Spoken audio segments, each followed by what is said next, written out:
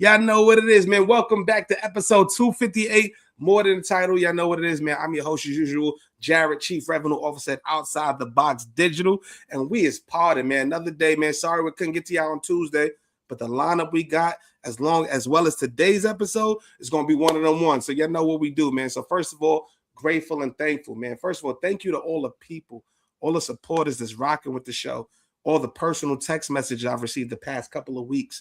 The love we get on YouTube, Instagram, LinkedIn, all the places. Like, I'll tell you one thing, man. One thing about entrepreneurship, you're going to have some days that are rough, really rough.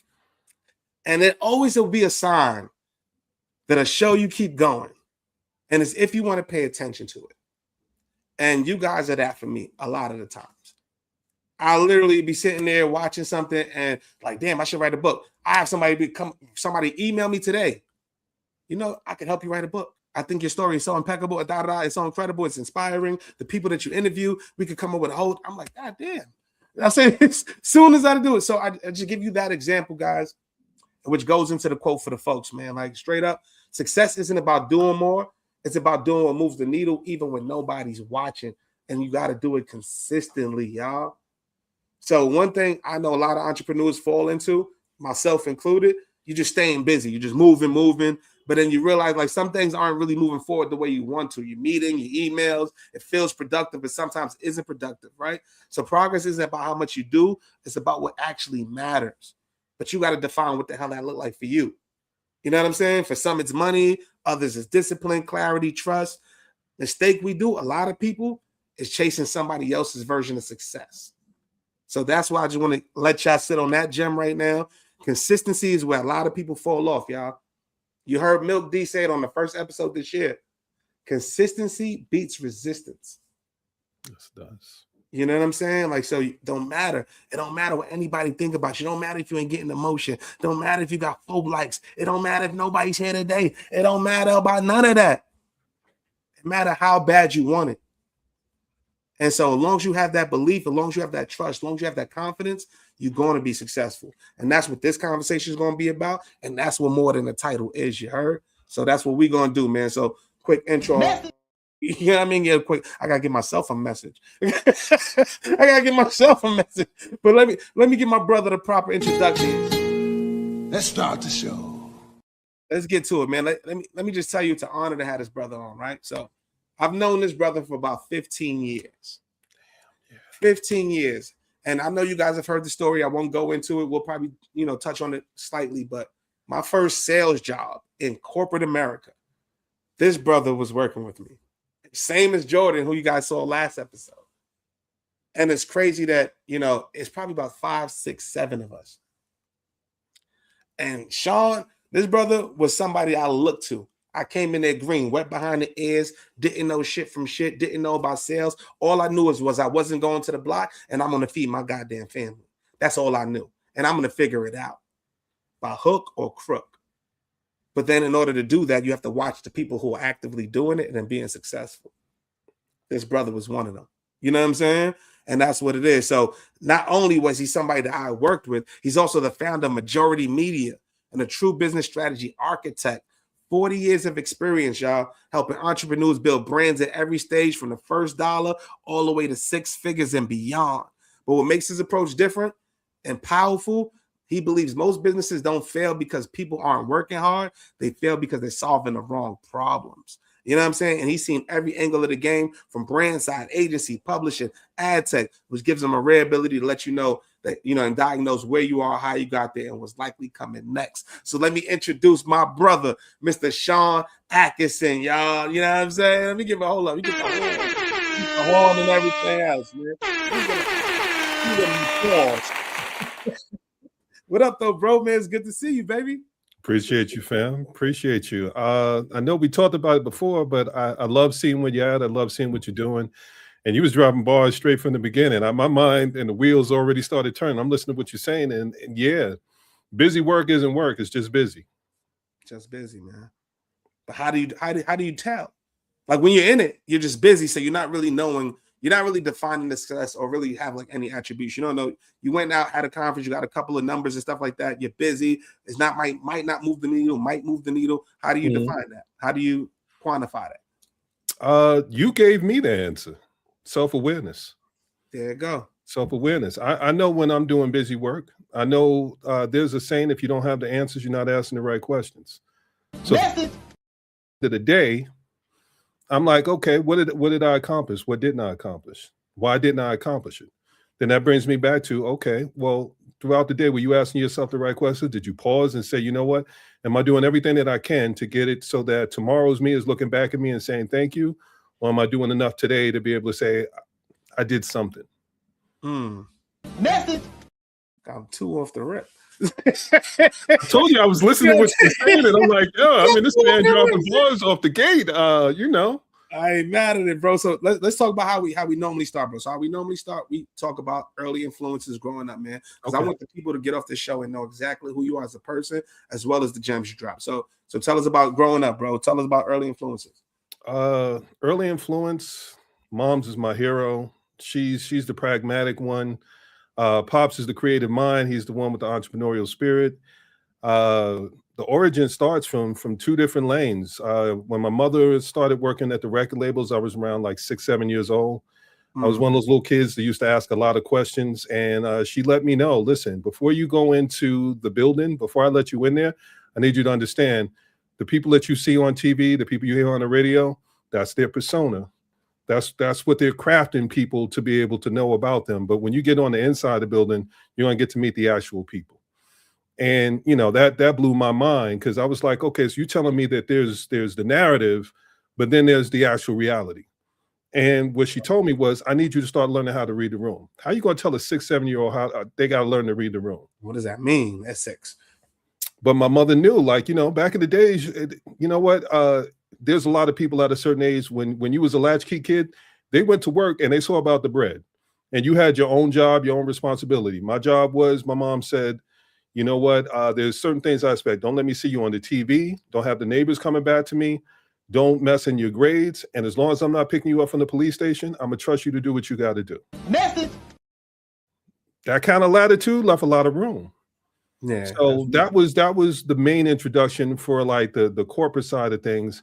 And then the other was her introducing me to the game of Monopoly. I'm gonna put my brother on blast. I'm sorry, I'm gonna say it in advance, but I'm gonna say I was in like 2nd grade. Yeah, it was 2nd grade. He was struggling with math. My brother was a good reader. Like, you give him a book, he knock it out in a week. But like when it came to math, he didn't really care about it. So she introduced us to the game of Monopoly, thinking it was gonna, you know, help him with math. And what it did is it triggered something for me. Because when she was giving me the instructions, she was saying, well, this is how you do this, is how you do this is how you do that. And I landed on Boardwalk, and I said, can I buy it? And she said, Sean, it's your money. You can do whatever you want with it. You don't say that to an old soul. Because my first thing was, well, you mean that in the game, or do you mean that in life? You know what I mean? First period.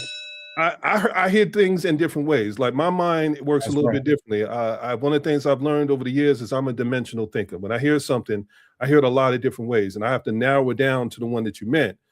But those other ways doesn't mean that those are just kind of cast away. It's just something where I might have use for that later. Yeah, that's right. When she did that, I remember getting like allowance, and she would give me allowance, but I had to do all these chores. And I'm like, I can't stand these chores. I don't want to clean up. I don't want to do this. I don't want to do that. So I took the allowance, and I remember I used to always go into school, and I would get candy on my way to school.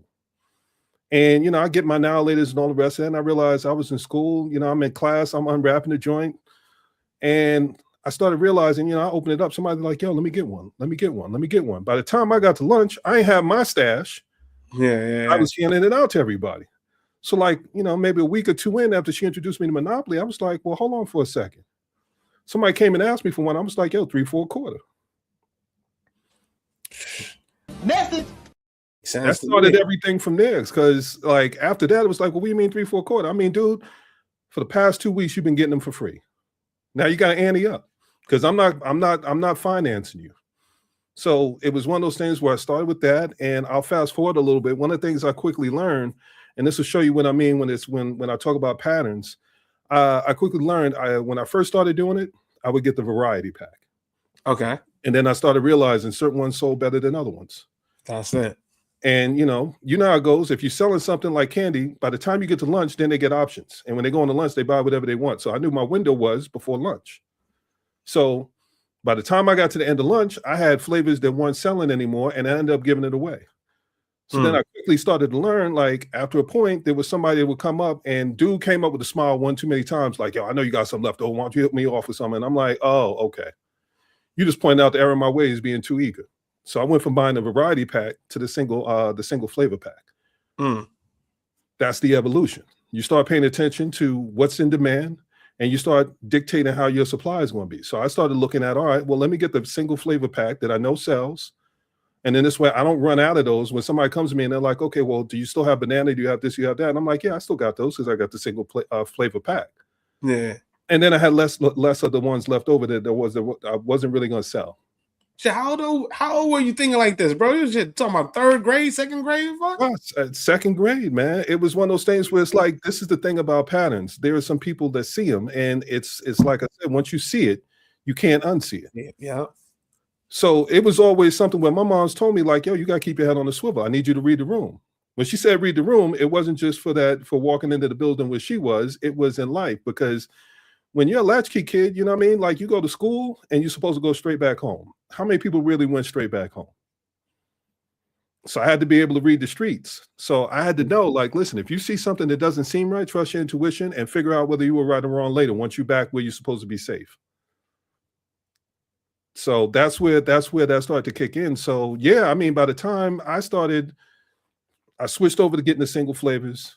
My sales went up because I was selling longer. I got closer to lunchtime. I was making my money back long before lunch came. By the time I came back, let that run for a little while. I was some months in, and open school night came around, and the teacher was like, listen, I appreciate your son's aspiration. I appreciate his little business and everything, but now he's disrupting my class. He's got kids from other classes coming and knocking on the door talking about Sean. And he's disrupting my class. I can't have that. Yeah. And I laid out what my mom's rules were. Like, you can't mess around in school and mess in your grades. So the next level from that in evolution was I switched from selling the candy to being a wholesaler. I bought it first thing in the morning, and to the kids that thought, like, oh, I see what you're doing. You're selling candy. They had never figured out the whole single flavor thing and any of the rest of that. So my thing was, okay, here's what I'll do. I'm going to sell it to you in the beginning of the day, make my money off the top, and God bless you. You sell whatever you can sell. You sound like Rick Ross in this motherfucker. I'm saying, bro, like, this is when you see it, you change the product, you know how much money you could. So when you see it, and this is what I'm saying, like, when I try to explain to some people, like, when I see it, I saw it at a very early age. Yeah. And that was just me on my side of it. That doesn't even take into into consideration the music label side of it. But I was learning those things in conjunction. That's right. So, like, I started doing the wholesale, and you know, when they used to do the little candy drive, and they're like, "Oh, you get this prize, you get that prize." I'm like, I ain't selling your bootleg candy. I already made my money. Give me the catalog. I'll go buy that myself. And if you won't let me buy from there, I'll go to the store and get it direct. That world's finest chocolate was real, though. It was a good product. It was good. My mother didn't have a problem. The one thing my mom's was happy about was I didn't have her lugging that candy into work and begging people to buy it. With the big box, with the suitcase, with the candy. You remember how that go? We adults now, you know what I mean? Whenever I see somebody coming in with that candy, I'm like, oh God, here y'all come with it. There you go. The whole office got to buy now. And if you don't, you know what office politics is like. Now it's like, yo, I came in with candy, and now you come to me with some work talking about, can you help me? No, I can't help you. Nope, you ain't gonna help me. WF crisp and shut the hell up. Kick rocks. Get two. You know what I mean? Like, you knew right off the top, like, listen, I might need you down the line later. Let me go ahead and buy a couple of those off the top. If I'm not going to use it, I'm going to make sure I have it so I can hand it off to somebody else. But that was how I got that introduction. So that was my first business. And then on the music side, it was something where my mother worked for the data processing team. And it was something where I quickly realized when I would come in and she would say, like, I'm thinking we're going to go out to dinner. We're going to do this. We're going to do that. And she's like, well, hold on. I got to run this report. That's like, well, what's the report? Well, I'm running this report for the marketing team. Well, why are you running a report for the marketing team? Because they need this information. Well, what are they going to do with that information? Well, And the more I kept asking questions, and the better the questions became, I finally got to the point where she was like, Sean, stop asking me. I don't know. Yeah. People, when they go to drop off the report, go ask them. So I did. And then I started picking up on, all of the different things that the different marketing teams were looking at, all of the different things of why they were looking at. And then once you pair all that together, then I can say, okay, well, the marketing team is running this so they can figure out how to be better support the sales team, and they can better support the A&R team. The sales team is trying to figure out how to get the numbers so they can tell the marketing team whether they're doing their job right, and the A&R rep who they need to be going after. So this information just started to kick in, and this is like 6, 7, 8. So you know it is when you're a little kid and you're asking questions that are beyond your ears, but they're smart enough, and you give them the answer, and they give you the answer, and they see you actually did something with it, then that's when it lands different. So origins. When you do something with it, that's when it lands different. That's it. I think for me, and this is the one thing that I would love for people to take away from it, because I run into it a lot now, is that's the difference. Back in those days, it was really hard to be able to get access to those people. So when they took time to be able to do something and give you that insight, you better do something with it and don't come back till you did. That's a fact. These days when information overloads, so people just take for granted, like when you give them something, it's like, okay, well, I could have got that anywhere. Maybe, but it would have been a lot of trial and error. It took you some time to figure that out. If you found somebody that can expedite it for you and help you get where you're supposed to go faster, then you're supposed to do something with that information when they give it to you. But that's a good point, though. Look at how we are in our community, bro. We have trust issues. We have a lot of issues. You know what I'm saying? As far as what we've been through, mental, all that shit. You know what I'm saying? So how do I vet, especially with all the information, all the content I'm getting, how do I vet what is real and what is not? So if you can give the listener something, what is something you look at? Character assessment. I start with that. And it's baked in everything that I do. When I'm having a conversation with someone, one of the things that I'll tell people is the trivial reveals the trajectory. So what somebody does on a small level is a sign of what they're going to do on a larger level. Message. If you think about it. That's because the things you do on a small level, people are like, oh, they're not going to care. I can slip that past them. How you practice is how you play. So if it's something small and you think you're slipping it past me and I'm looking at you the whole time when you're doing it, then I'm going, okay, so you did that because you thought I wasn't paying attention. So you're comfortable trying to stand in a blind spot and see what you can work. That tells me what your agenda is. So sometimes it's not about what somebody's saying. It's me looking at what they're doing. Now, to be fair, what I will tell you, and you can talk to some people that have talked to me, I tell them throughout the whole thing, I'm like, yeah, let me tell you what this other person did. I'll give them a cautionary tale. I'll give them a predictive story. I lay it out, and I'm like, yeah, I remember I was working with this person. They did this, this, and this, and let me tell you how it played out. And here's the thing with psychology is a lot of people will hear things, and they will say, well, that's not me. Shit. It is. And I'm telling you, here's the pattern that I'm looking at. So if I see you do something slick once and it's on a small level, I may give you that as a cautionary tale. I'm not going to say I saw what you did because I'm going to give you enough rope to hang yourself. By the time I say something to you, because you know how it goes, you say something to somebody, oh, you misunderstood. Oh, you didn't see it the right way. Oh, I didn't know that's how you took it. No. I'm not going to say something the first time. I'm going to get enough patterns. I'm going to get enough. So when I say it and you say, oh, that's not what that was. Well, what about this time? Your actions are exactly who you are. Well, what about this time? So when I say the trivial reveals the trajectory, the first time is a signal. The next time is a pattern. And it's up to you how long you want to let that pattern go before you call it out. Message. That goes for friendships, relationships, everything. That's a universal concept in life. That is a life lesson for you. People will tell you everything you need to know. All you have to do is pay attention. All you got to do is pay attention. But so I'm just saying, so for the youngins, right? My son is 17, about to be 18, right? So I'm telling him, obviously everybody's on social media, what you're looking at, everybody's algorithm is different. So for him, the youngest coming up that are like my son of that ilk, like what do they look at? How do I know? They're not looking for the message and the movements, but they also see a lot of the bullshit because we market very well. So at the end of the day, if I'm in the Lamborghini and I'm showing you that I've got success, I'm showing you I've got this, I'm showing you I've got the mansion, I'm showing you it could be all cap. Yeah. How do we vet that as a culture? Teach context. In context, when I say context, I'm talking about ask the follow-up questions. I'll see somebody say, I can make you 6 figures in 6 months. What I need to know is the context. I got follow-up questions. Who are you saying you can make that for? Are you saying you can make that for someone that's already at 4 or 5 figures? Because that means you don't have that far to go. But if I'm somebody coming to you straight from scratch, and you tell me you can make me 6 figures in 6 months, I got follow-up questions. I want to know are you talking to me or are you talking about somebody else? Because chances are you're talking about somebody else, but you're still willing to take my money. And when I come back and I say it didn't work right, then you'll say, well, I didn't do it right. No, because it's a flawed business model, but they also, it's great for psychology. They know out of 100% of the people that come, maybe 5 to 10% have the right mindset to do it. Yeah. So I'm going to have my case studies of showing the success to people who think like you and I, that are going to go through the obstacles. They're going to be like, I'm going to get it all costs. I'm going to ask the right questions. I'm going to vet the shit properly. Right. And then there's going to be 85% of us that are not going to do that because we were trying to get rich in 6 months. Yep. And we're not trying to put in the motherfucking work. And then it's like, now this person is a scammer. I've interviewed plenty of people. I promise you. Same thing, but I see it. It's real. They're getting money. They're doing a thing. Somebody be like this. It's not a scam because you didn't put in the work. Did you listen properly? Were you in the right position or in the right place in life to actually, receive the content, receive the information, and then actually execute it? It's one thing to receive the content. It's another thing to execute. Yes. Yes. Another thing to execute.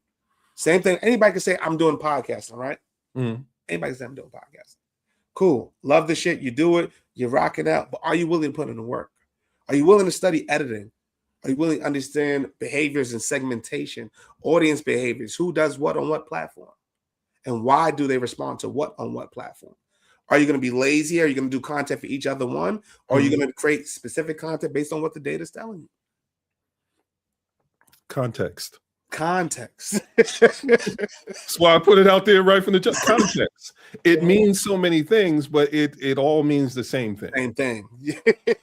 Whichever way you want to look at it, it all comes back around to the same thing. If you don't have the answers, you're not asking the right questions. And the reason you don't have the right you don't have the right answers and you're not asking the right questions is because you weren't seeking context. You were seeking shortcuts. So I'm gonna ask you some shit because you're my brother. I'm gonna ask you what's one of the illest answers? What's one of the illest questions you asked, and what's the illest answer you got? Be anything, just variety. But what's one of the illest things that you've implemented and you took and said that was real, that was deep? I got to do that. My brother told me something when I was younger. He said the only people that care about whether or not you're upset are the people that care about you. Wait, repeat that one time. What'd you say? The only people that care if you're upset are the people that care about you. The only people that care about you upset is the people that care about you. So context, I naturally have to assume there's a lot of people that don't give a fuck about me. And I'm okay with that.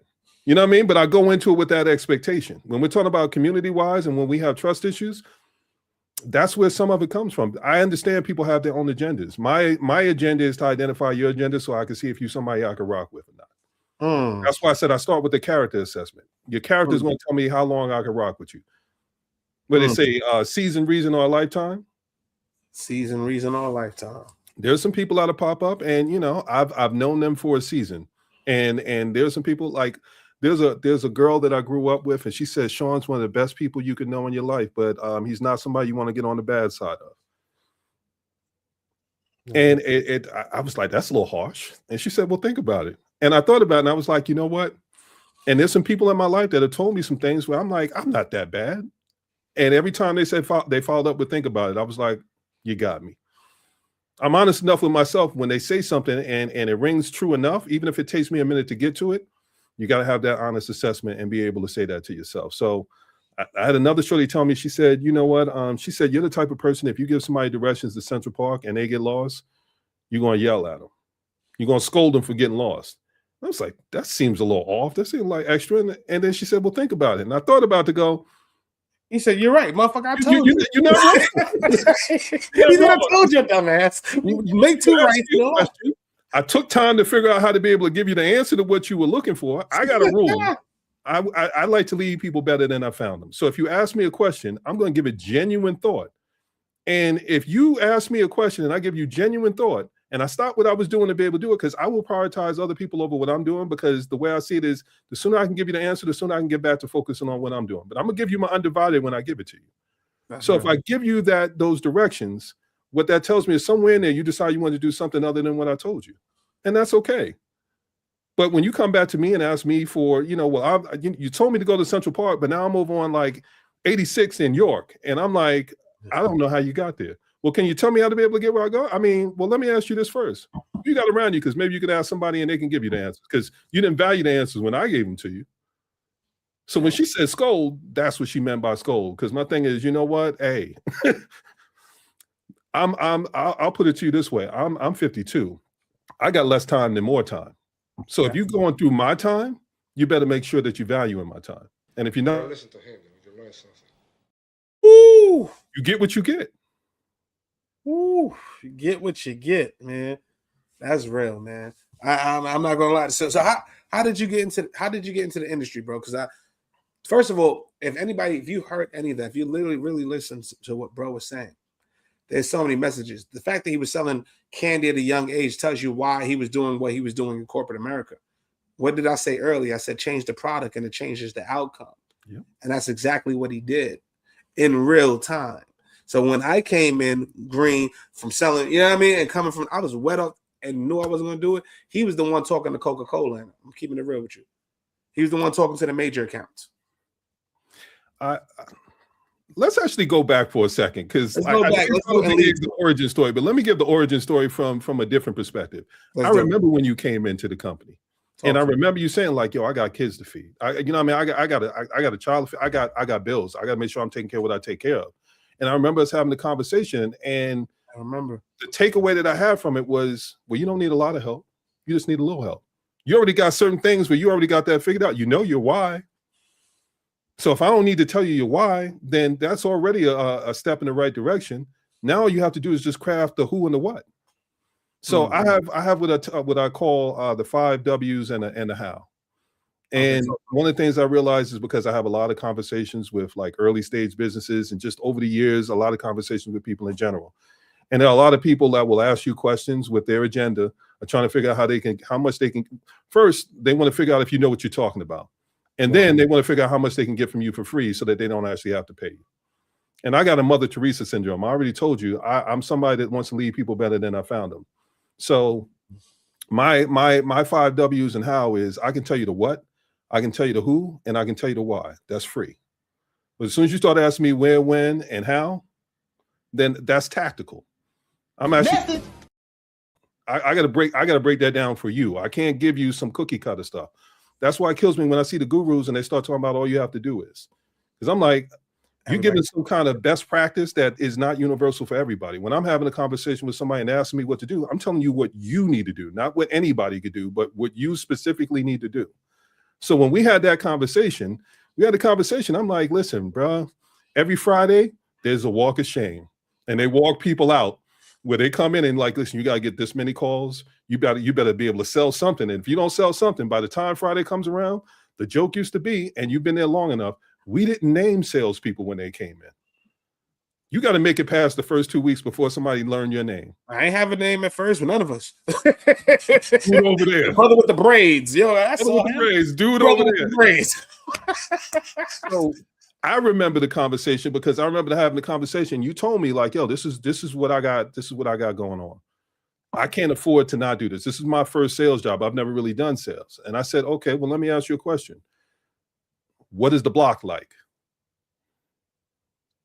Because if you understand the school of hard knocks, then you understand sales. The only difference to me between the two is one is more vicious than the other. And the reality is corporate is way more vicious than street code. Message. Woo! Talk to them. Because they ain't never been in there, they wouldn't understand, man. Tell them why it's more vicious than street, please. Street code, there's rules. My father, I'm saying creative mind, but he was also a hustler. And so were the people around him. So I got a lot of my experience from a lot of different places. Sometimes when I'll talk about stuff and they're like, well, where'd you learn that? I'm like, I could tell you, but there's only going to be some people that understand it. And I also got to know what the statute of limitations is. You know what I mean? So it's one of those things where you have to understand what you're looking at.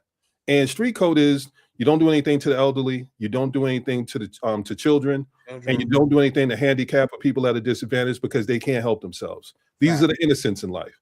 But anybody that wants to be in the game, it's all in the game. Street code, you understand that. Corporate, you walked in, you said you wanted to be in the game, so anything that happens is fair play. Message. People forget that. They go into work and they start thinking, well, you know, this isn't fair, this isn't fair, this is this is that. I'll take it back to what my brother said. The only people that care about whether you're upset are the people that care about you. I am clearly aware that those people don't care about me. They may like me, but at the end of the day, we can't confuse somebody liking you from someone having a purpose. And if my purpose is if what I'm doing is getting in the way of their purpose, then I'm expendable. Don't forget you're always expendable on that side. That's why I rock with people on that side, but I also know what it is. That's why when people are like, oh, we should hang out, I'm like, listen, here's what I learned about the corporate side. Do you remember what it was like in high school and there were the cool kids? And then there were the kids that kind of got ignored and all the rest of that. And they're like, I can't wait till I get to college. Those are some of the people that went to college and shit didn't change. And they finally had to wait until they got up into a point where they got high enough in the corporate arena where they got to a certain job or a certain position. And then they never got over those issues. So they're still carrying around the weight of feeling like, you know what, I got to get my revenge. I got to get my get back. And my thing is, you know what, listen, if you're that petty that you're still holding on to it and you didn't deal with that, hurt people. So when you get and you're dealing with that kind of person, what I used to tell them is, you know what, if I worked on the 13th floor, you 13th floor important. If I work on the 13th floor, your 13th floor important. As soon as we get down to the first floor, you back to being who you were. Don't nobody know who you were. They don't care who you are. So you're only important up here. So enjoy it while you're up here. But I'll take it back to like being in school. My thing is I've had to tell some people under my breath, like, yo, I'll see you in the playground. Remember them days back in school was like, yo, you're talking a lot right here in class and all the rest of that. But when you step out of school, I'm gonna bust your ass. Yeah. So sometimes I've had to remind people like, yo, you 13th floor important. But on the first floor, when you see me, you better cross the street. Yeah. You know what I mean? 6'8", 6'9", 300 pounds. I got hands the size of your head. You really want to have this conversation with me? Because you can say it on the 13th floor. I bet you won't say it on the first, not across the street. Because you may say something when I'm on the property, but as soon as I'm off the property and you talk to me a certain way, we're going to have a different conversation. I will tell you a quick story. Something like that happened to me. That is it? Something like that. My first sales job before I got the VSW was sales loan origination. So I was making 300 dials to try to get one appointment for a reverse mortgage to pass it off to a senior loan originator that could actually close the deal. So I'm selling for everybody for context. I'm calling people that are 65 and older and trying to get them to sell the equity of their house so they can enjoy the better days of their life or the rest of their life. So if you're somebody who doesn't have a family, a long lineage, just you by yourself, and you got a $400,000 home, I can give you the $400,000 right now. Fuck the house. Once you pass away, they're gonna take the house. And if you ain't got family, what do you want to do? You want to be? Why are you sitting in the house? We could be on the coast or fucking whatever. I know a lot of people like that. Yeah. So I was calling 300 people to find that one person like that. And so at this spot, I had this dude, my dog, man. I ain't gonna say about it. You know, you hear this. Shout out to Mo, shout out to everybody. So one day, whatever happened, dude is like 6'6", 300 pounds. I forgot what happened. We said something. I'm like, nah, we just got to go outside. We just got to go outside. And it just is what it is. We got to go outside and we got to figure it out. We got close to going outside. We'd have got downstairs. That motherfucker probably would have punished me. I ain't gonna hold you. The motherfucker was, I ain't gonna hold you. I went there. I was like, I don't give a fuck. Went there, chin up, chest out. You ain't gonna play me. You're not gonna say nothing to me. It is what it is. It just is with the same shit from the block. I don't care how big you are. I'll take an L. That's one thing. I'll take the L, but you're gonna take one with you. You're gonna take it. You're gonna go home. This motherfucker had hard.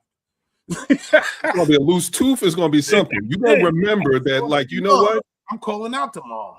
You're gonna have to do one of those, and you're gonna be like, "Damn, was it worth it?" You're gonna have to have one of those conversations with yourself. You got to make somebody hesitate. And at least think about it once, because if they think about it once, they'll think about it twice. Message. Ooh, that was a bar. That was a bar right there. So I don't want to stray too far away from the conversation, bro. So like I said, I do remember you being that. I remember you being one of the black, first of all, one of the brothers that I saw that was doing something that I wanted to do and didn't know necessarily how to do. That was willing to put me to the side and be like, yo, bro, this is what's up. So for that, I'm always grateful. I'm always grateful. And I'm going to keep it a beansky with you. I'm always grateful for that, bro. Because you didn't have to. It was only 5 of us. Yeah. 6, 7 of us, if I'm being generous. Depending on the week, yeah. Depending on what Tuesday you came in the office. Depending on what Tuesday. But you was constant. And one thing that I saw, because it was a downstairs and upstairs to give you context, I came in there the first day and I was like, yo, braids down my back, I just came from the bullshit, reverse mortgage, failed my safe test. It was back to the bar, was doing BBQs, smelling like ribs, did all that shit. Got a job opportunity. Person heard me sell me a pencil. Sold him the pencil. Just saw Wolf of Wall Street. Just saw the movie. God damn it. I know the answer.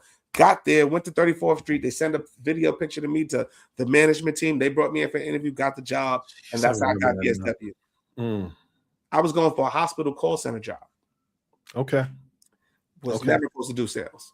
Okay. I was just throwing shit at the wall. I was on Indeed every night. I was on everything. I just need to find something. This shit don't make no sense. I was about to make 80,000, 100,000 a year if I'd have passed this test. I failed by 2 points. Bro, I didn't have that context, but I remember the conversation. Here's where I'm at. Here's what I need.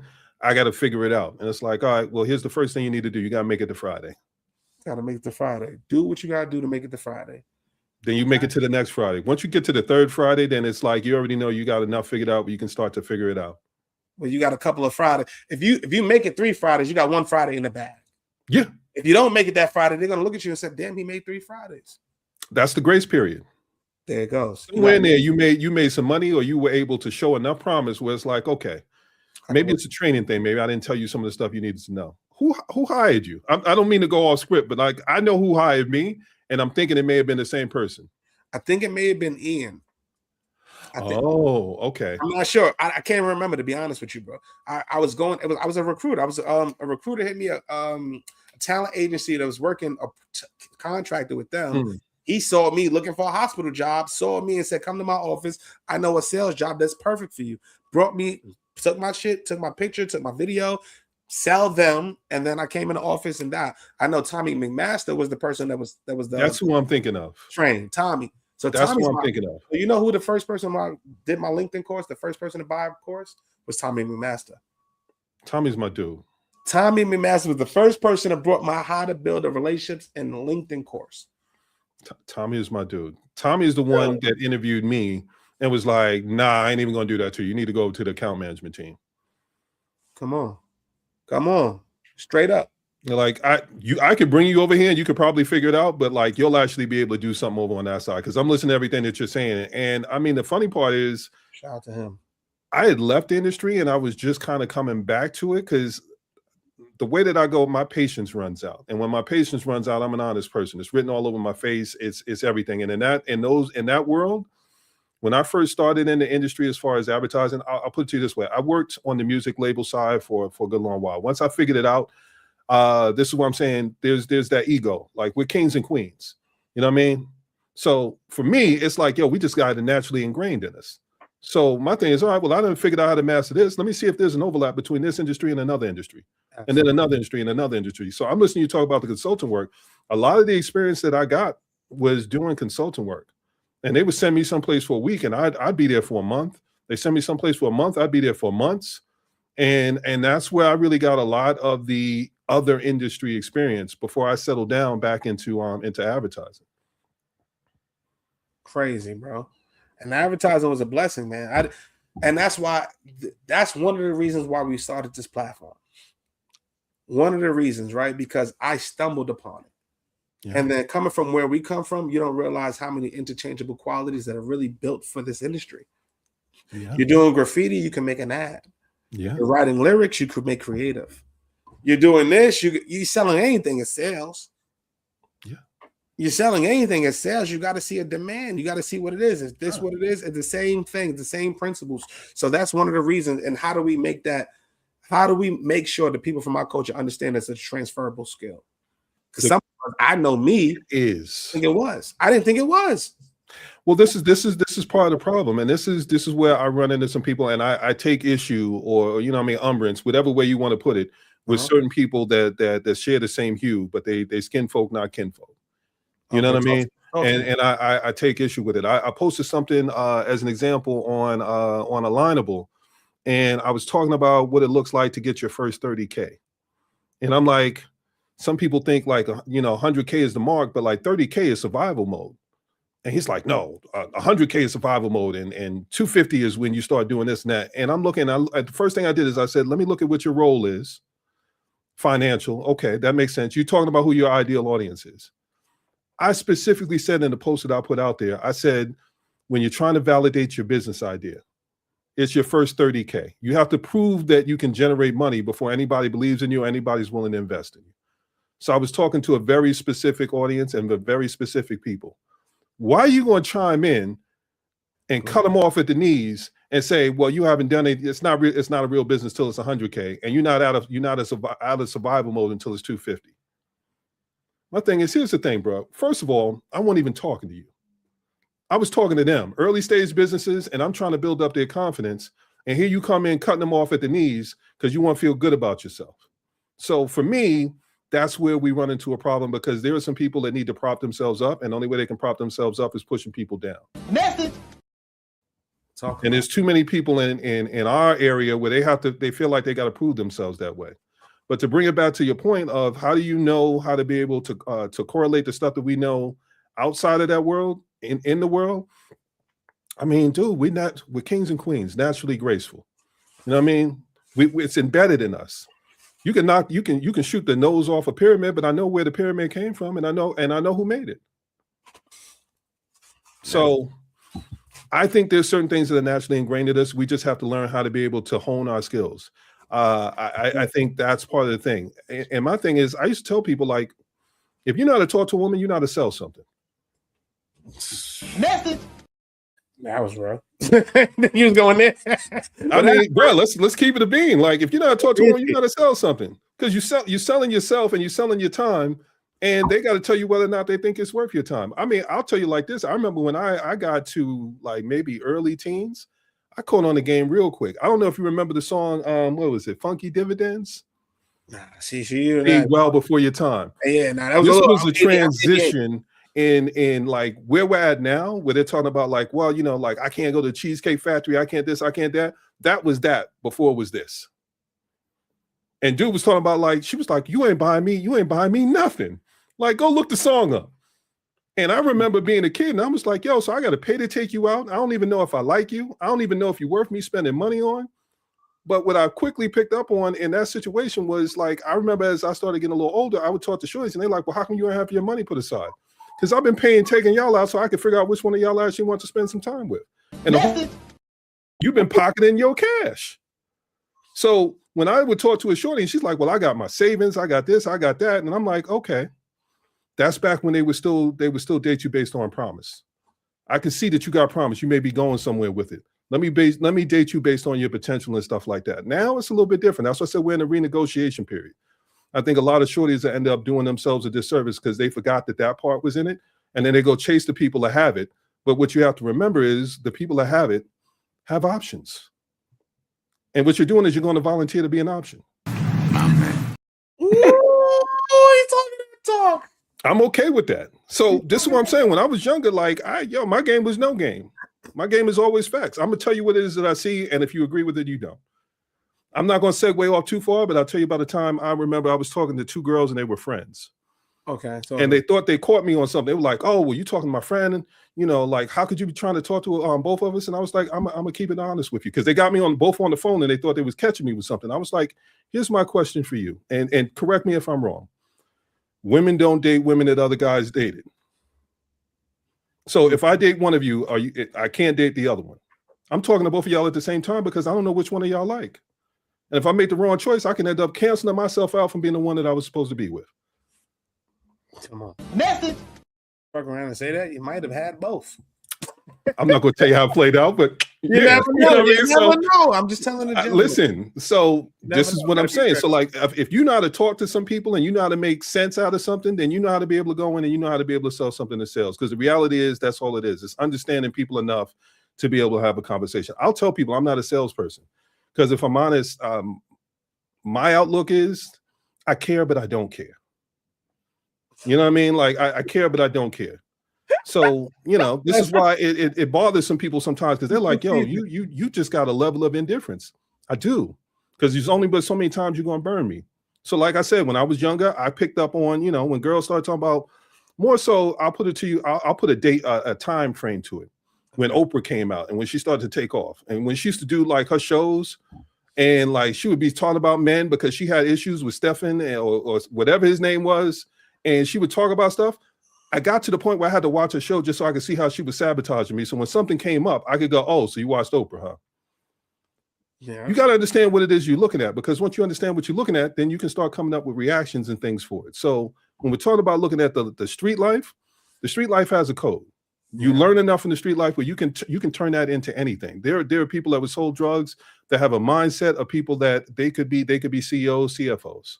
Yeah, that's real. They knew how to be able to measure. They knew how to break everything down. They knew how to take what they have. This is why I said with kings and queens, I have no doubt that anybody that's from the hood or anyone that's been through a certain amount of things knows how to be able to turn water to wine because you had to. There's a difference between wanting it, needing it, and having to.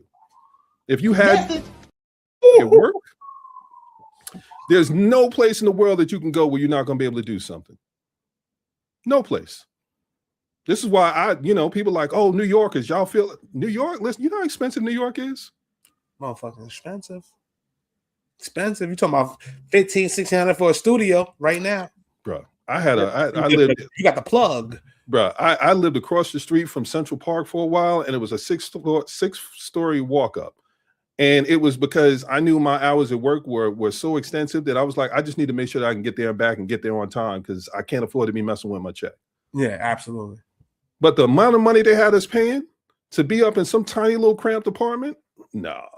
So I say that to say the reason that New Yorkers are the way that New Yorkers are is because it's a melting pot. So you get to see all these people from all these different cultures. You get to learn all these things. How do you not know how to take that and parlay that into something? When you get on a call with somebody and they're talking about C-level people, you not met some C-level people with Z-level class. You know what I mean? Ooh. How many shorties have you met that are persnickety and bougie and all the rest of it? And I'm not even going to say shorties, people in general, where they act like they're better than they are. And you have to figure out how to be able to navigate those waters. Now, when you look behind the curtain, they're the great Oz. Yo, you ain't never lie. So if you know how to be able to navigate those people in those situations, when you get up into an office where, it's not high stakes anymore. It's not have to. It's a nice to have. Yeah. So you're naturally going to be able to navigate some of those waters. You just have to learn how to be able to parlay the things that you learned into something that you can actually leverage it. And you have to understand the rules. The biggest part is you have to understand the rules. So what are some of the rules that some of us that should be understanding from the culture? What are some of the rules what's some of the rules that you told me when I was coming in? Like, what's some of the rules that we should be looking at as a young 20-year-old getting into the space that lucked up, got into it, and want to take over? What are we telling them? Black man, don't be the angry black man. Okay. Black woman too. Black woman too. It depends on your hue. The rules are different depending on your hue. Depending on your hue. Facts. So for me, like when I got into the industry and all the rest of that, I could go months without seeing another black person. When I was in it, when I first got in, we're talking about what, 90s. So we had to stand in the back of the room, and if we had an idea, we had to hand it off to the other person that they wanted to be able to hear it from that wasn't smart enough to come up with the idea. So it was minorities and women in the back. We could have been the smartest people in the room, but we were still in the back and we couldn't say anything. We had to hand it off to the person that probably wasn't as smart as us. And a lot of things that you see that came out and did all the rest of that stuff, it wasn't their idea, it was somebody else's idea. So it's understanding the rules. My thing was, okay, so this is the game. The only people that care about whether you're upset or not are the people that care about you. Plays on repeat. I just remind myself of it over and over again because there's so many different iterations of it. You can walk into that world the moment you go from street code where there's code into the corporate world where there is no code, then you have to remember, like, they're going to do some stuff that's going to test you. That's why I said, like, sometimes when somebody tested me, my thing is, it would be a lean in that I would say under my breath, like, I'll see you in the playground. Now, if they turn around and repeat that back to somebody, they're going to be like, oh, he threatened me. Did I? I said, I see you in the playground. What does that mean? Oh, well, it's the way you said it. Okay. All right. If you see me in the playground, I have to. All I know, we was talking about chutes and ladders. I don't know what you heard. I know what I said, and I know what I meant, but I can't help what you heard. Shout out to Jay Wells on Instagram. He said, never outshine the master. He says similar to that. But I'm not going to hold you. That applies to our culture too. Yeah. Yeah. That applies even more so in our culture. Especially our culture. So if you're dealing with, All right, I'm gonna give you the quick example, and I'm actually gonna have him on the show. We're gonna have this conversation live. Shout out to Michael King. I'm gonna have him on the show in a couple of weeks. So basically, I was working for his agency. Boom, boom, senior account executive. The reason why I even started LinkedIn was because I was in his agency. I was in a weird space. I went from fucking VP of an agency, multi-million-dollar portfolio, to fucking going to an AE again. Okay. That's the real. You know what I'm saying? Because people are saying, why are you over here for 5 months? Why are you over here for a year? Why are you over here? You can't be that good if you're doing this, not knowing there was mad things that I couldn't control that controlled that. You touched on something very important.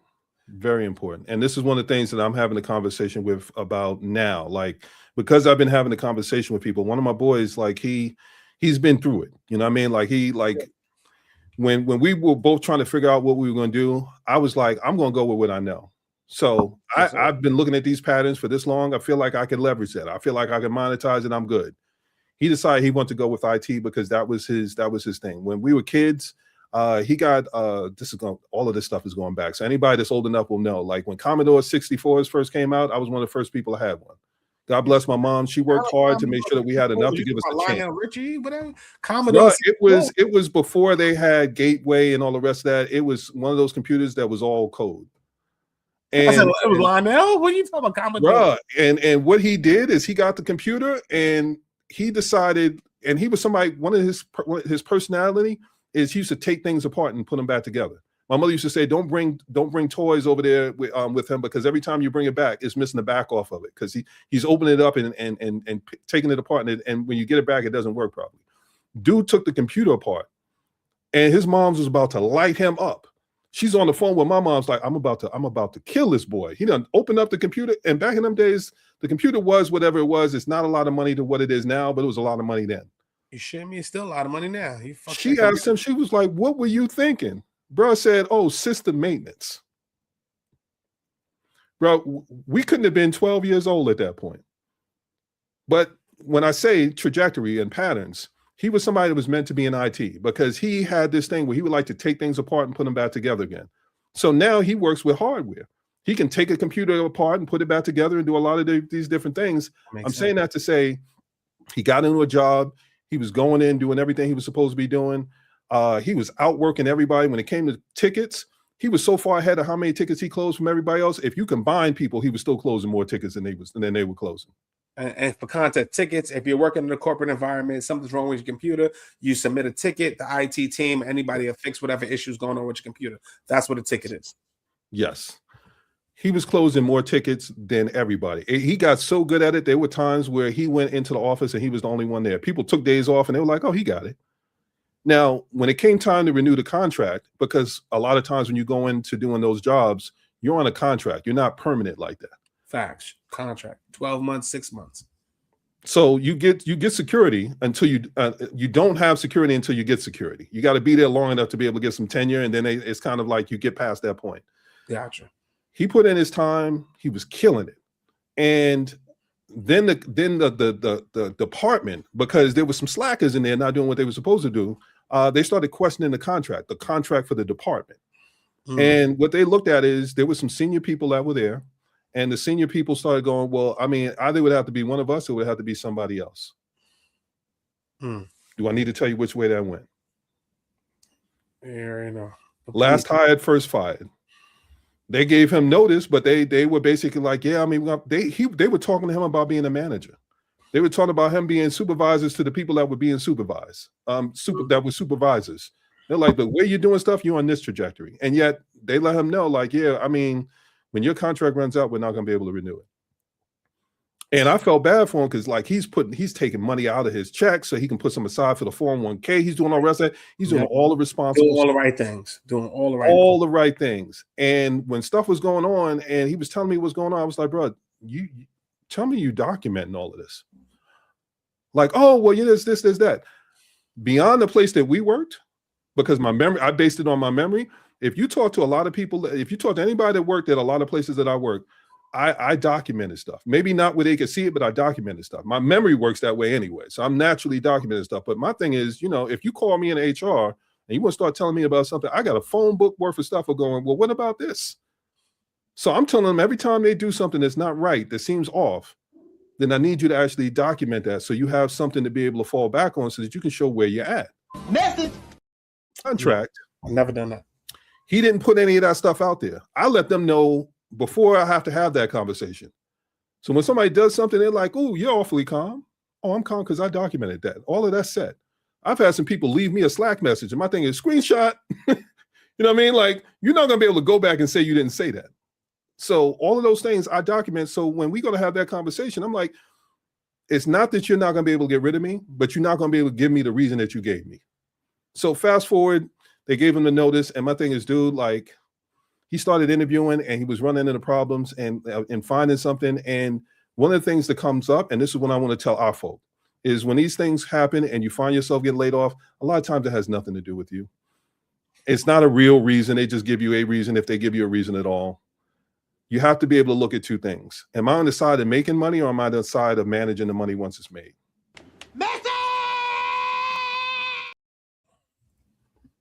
That's where you figure out your job security. I'm mainly an account manager. So I'm managing the money. I'm managing the money, but I'm expendable. Absolutely. Think about it. Depending on the relationship you have with the client. Because if you're so involved with the client to the point where, like, say, we've both had it, you know it. Yeah. When you're involved with a client, you work with a client for 2 years, something like that, you've helped them grow their business, they've gotten raises, they've done all this other stuff, whatever. It's a great relationship. And then you get let go, that relationship changes straight off the bat. Because I got to tell somebody else the 2 years of knowledge I just told Sean. I didn't have to work with Sean to have to do that. And a lot of the big corporations ain't going to sit there and factor that in when they're doing their revenue analysis and when they're on the spreadsheet. That's not in there. That's not in Salesforce. I'm sorry. That's hindsight 2020. That's how people end up losing clients after they get rid of the wrong person. And they wonder why. But let me add to that. What you did is layer 2. I'm talking about layer 1. Identifying the initial pattern. So when people start talking about, like, if you start seeing layoffs and they're like, oh, you don't have to worry about it. Here's the context. Am I on the side that's generating money? Or am I on the side that's managing the money once it comes in? What you're talking about is being a strategic partner, which is another layer beyond that, because you learned what I learned. Oh, you could get rid of me, but it's going to cost you. And I'm not even going to tell you what it's going to cost you. I'm going to wait till you figure it out, because you should have known. You saw how much value I was bringing, but you decided that I was expendable. Okay, good luck. Back to the 6'6" dude. Back to that fight. You're gonna go home with scratches, and you made a decision. Now your eyes black, and you like, it hurts, but I can't get it back. So in those situations, like account manager versus account executive, if you're the salesperson, they need you to bring in sales. If you're the account manager and you're managing the money, and they start thinking about who they're going to get rid of, the person that can bring in sales, they need that person. But for the person that's going to manage the money, manage the account once it's in, they're going to prioritize. Well, who do we want? The person that can bring the money in, or the person who's going to manage the money? If you're on the side of somebody that manages the money and they're not making any money, then you're expendable. Message. Because if you lose that client anyway, I still need somebody to bring in another one. I have to replace what it is that I'm doing. If we go back to the company that we met at, the way that I pitched when I said I want to be able to get my salary jump, I said, well, let me put it to you this way. When I came in, you were hemorrhaging accounts. Once I got in and somebody started talking about they were leaving, who did you put on the phone? Tension. Sean, can you get on the phone? This person's talking about leaving. Well, what happened?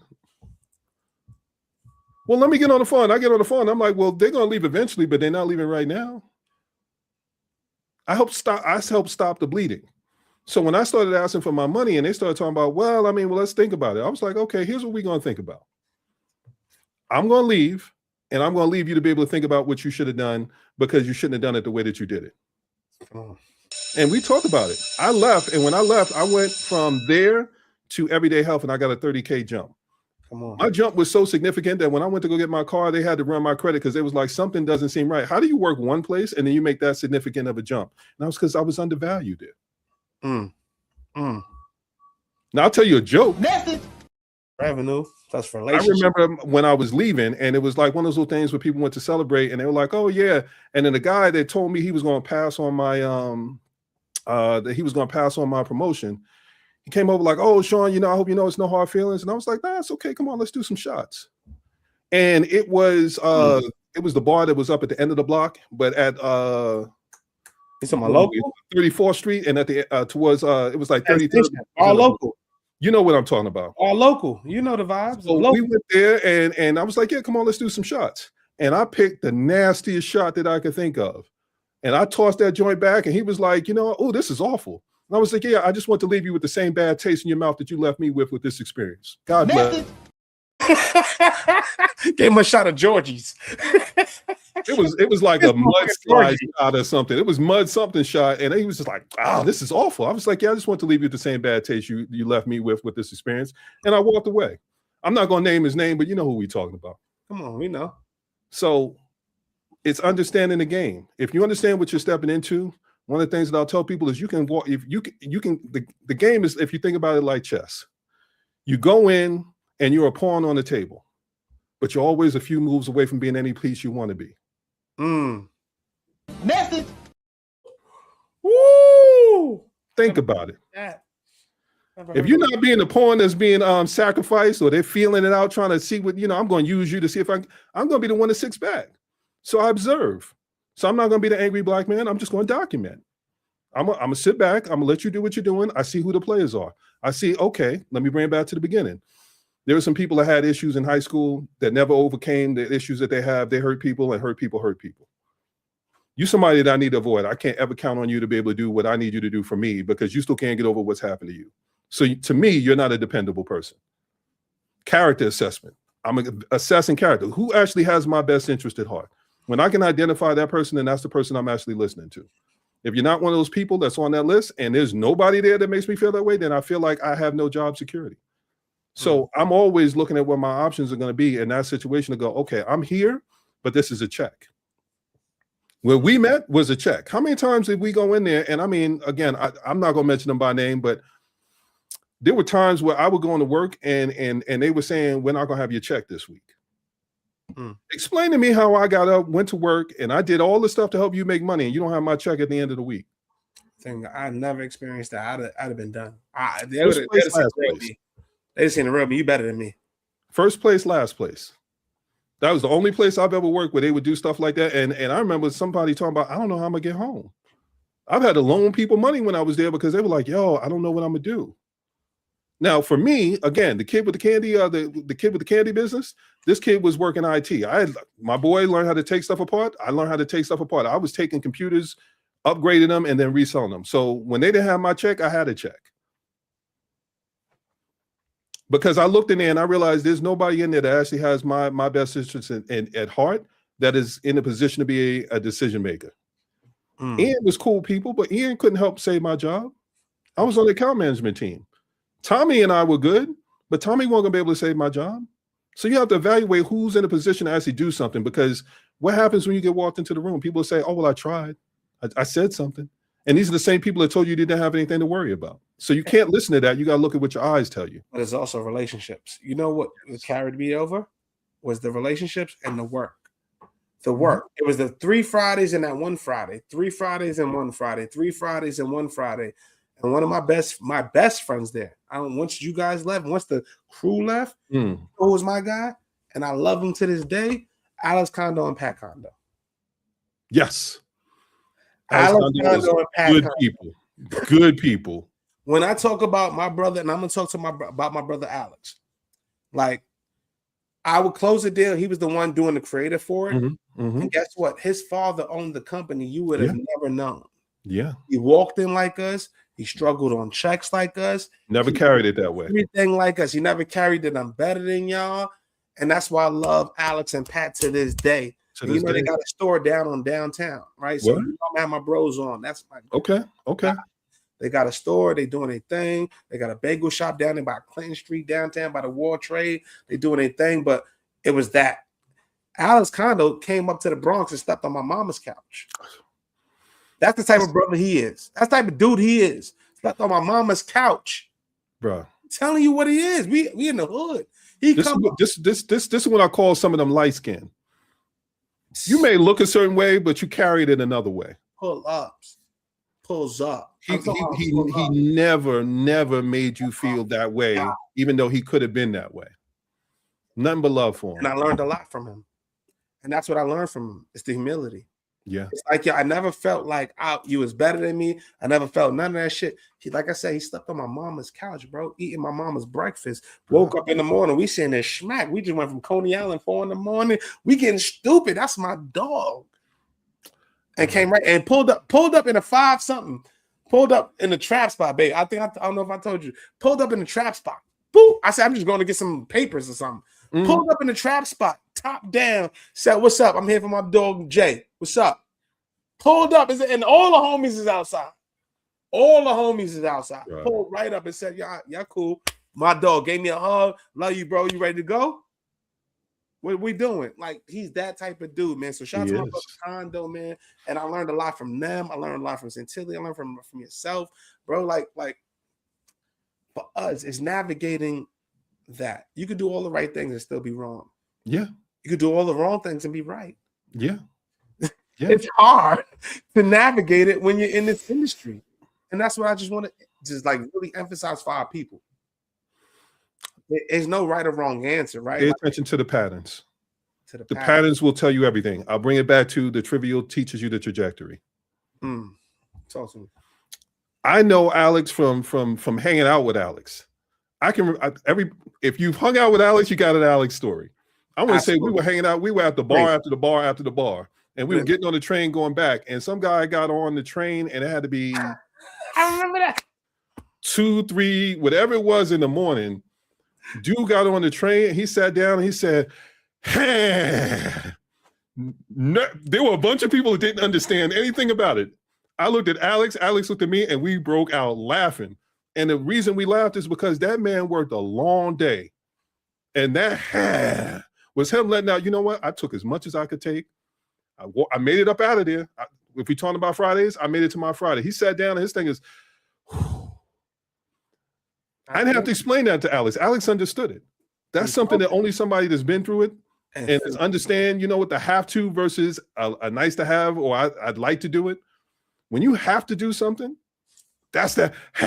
When he sat down and he did that shit, my thing is, bro, you don't have to say a word. We started laughing, and he looked at us and says, I mean, hit me with the nod, like, you know what I mean? You know what it is. And I'm like, I know what it is. You made it, but you made it. But you made it. That you made. So, but let's talk about that as entrepreneurs. Yes. Let's talk about that as entrepreneurs. What's the crazy experience you've had as an entrepreneur? What's the one situation where you had back against the wall, was ready to quit, and you got out of it? What's the one advice that you would have gave yourself back then? There's a lot of different ones. I'll tell you about one about our folks. I remember when I was doing web design, and there was a guy that reached out, and he was setting off all the red flags. And I kept going like, bro, I'm a small business owner, and I'm trying to be here for my people. I could have stayed on the corporate side and made that money. But for years and decades, I had people kept saying, yo, I wish there was somebody that would be here for us. And I kept bringing it back to the office. And as many times as they promised me, saying like, oh yeah, well, we'll do like a mid-market. We'll do this, we'll do that. The end of the day, it always came back to, they don't have the money, so we don't have the time. So I was like, okay, you know what? I'm going to step out. I'm going to do it on my own. Dude wanted to talk about, he wanted to be able to get a website built. I'm like, okay. Fast forward, he was running a credit card scheme. I had no reason to mess with any of that. I sent him an invoice. I told the third party that was running everything through, I was like, dude, is setting off a lot of red flags. Don't put that money in my account until you call the bank and you vetted everything. Because I'm documenting everything. Listen, again, documentation. I documented every single thing, every conversation. All the rest of the times I was like, yo, if you're doing something, I'm looking at the patterns. You're doing something that's telling me that you're doing something shady, and you tell me that you're not. And his response was, oh, I'm a brother. Like, come on, bro. Like, don't be that way. Like, why are you doing our people that way? And I'm like, bro, I feel like you're getting ready to do our people that way. It's not me doing something to you. I feel like you're going to do something to me. But you telling me that that's the case? Okay, I'm going to rock with you. Built the website, got paid for the website. They put the money in my account. I was out. I want to say I was walking out of Citibank one day, and somebody called my phone, and I'm like, I don't know who the number is, but all right, fine. And the first thing they said is, why'd you use my mother's credit card? Like, who are you? How'd you get my mother's credit card? Why'd you use my mother's credit card? And I was like, well, first, let's start here. I don't know who you are. I don't know how you got my number. I'm gonna need some context. I'm gonna need you to explain yourself. And then he started saying what it like, oh, well, you know, they said it was for a website, this, that, and the other. And I was like, okay, well, Again, contest. Let me ask you a follow-up question. There was a CVC code that was required for that to go through. How did they have her card number to be able to do that? Because I sent out an invoice. I never processed it. I don't know what happened. I only know that I got paid. But if you're telling me that they used the card, how did they get the CVC code? So it's already suspect to me. And again, when we talk about patterns, I feel like what I heard in that was one person used the card and the next one's going to try to catch me coming and going. So you're going to take me on the front end and then you're going to hear you come out on the back end talking about how'd you use my card. So my thing is, all right, here's the thing. Here's all the documentation. Here's everything that you need. I submitted it to the banks. The bank said, you know what? You're good. We see you did everything you were supposed to do. The third-party processor was the one that gave out my telephone number and information and had people saying like, oh, well, he was the one that did it. I actually had some lawyer calling me up talking about like, oh, you're crooked. You did this, you did that. Talking to me real nasty, real, you know, real. One of those things where I go back to again, like, yo, see me in the playground. If I was any younger and he caught me right at the tail end, just when I was getting past that point, I will get on a plane because I want you to say that to my face the way you're saying it on the phone. The tone he took with me was, you know what? I may take a loss on the website, but I'm willing to double down on the money that I lost on the website because the way you're talking to me, I'm going to get on the plane. I've already looked up where you're at, and I'm going to come down to your office, and I want you to say the stuff that you said to me there on the phone. Say it to my face because the way you're talking to me, bro, like, we're not going to do that. Message. I ended up, thankfully, I had like the lawyer and all the rest of that. So I had the lawyer settle all that stuff, but like I ended up not getting the money for the website. Ended up having to pay like 2-3 times what it was that I ended up getting paid, but I didn't get paid because all the money went back. And the person was in the wind. And the third-party processor that put all of that stuff through, so my lesson in that was, you know what? When you see the signs, don't ignore the signs because you know what you saw. So when you're talking about the entrepreneurial side, there are people out there, and this is why I said skin folk and kinfolk. There's some people out there that you have to understand what their agenda is. Their agenda is always going to supersede what it is that you think that you see. Message. Somber message. That's what I'm saying about character assessment. If you know that somebody's slightly shady, this is the thing. I have friends where I'll see them do something and I'm like, bro, come on, what are you doing? They're like, well, I didn't do it to you. And I was like, yeah, absolutely. But you didn't do it to me, but it means that you're capable of doing it. And you also didn't mind showing me that you're capable of doing it. So again, the trivial reveals the trajectory. So if you're telling me that you are comfortable doing it and you don't mind me seeing that you're doing it, then you're telling me that eventually my name's going to be on that list. And if we're being honest and you ask the person that's doing all of that, well, you saw what I was about. Why would you put me in a position where I could take advantage of you if you knew I was the type of person that would take advantage of somebody? So let me bring it back to what you said. When you're talking about the youngins, 17, your son talking about corporate world, all the rest of that, let me give you a life lesson. If somebody shows you that they're capable of doing something, it doesn't matter if they're doing it to somebody else. They're showing you that they're capable of doing it to you too. God damn, that shit marinated too much. Message.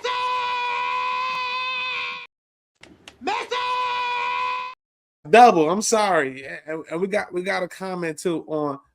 We got a comment from Instagram, JWells916. Can I ask the two of you just to get an idea of some of the wealthier rooms from what I've been blessed to learn? It was one. He said, sorry, but where you're from.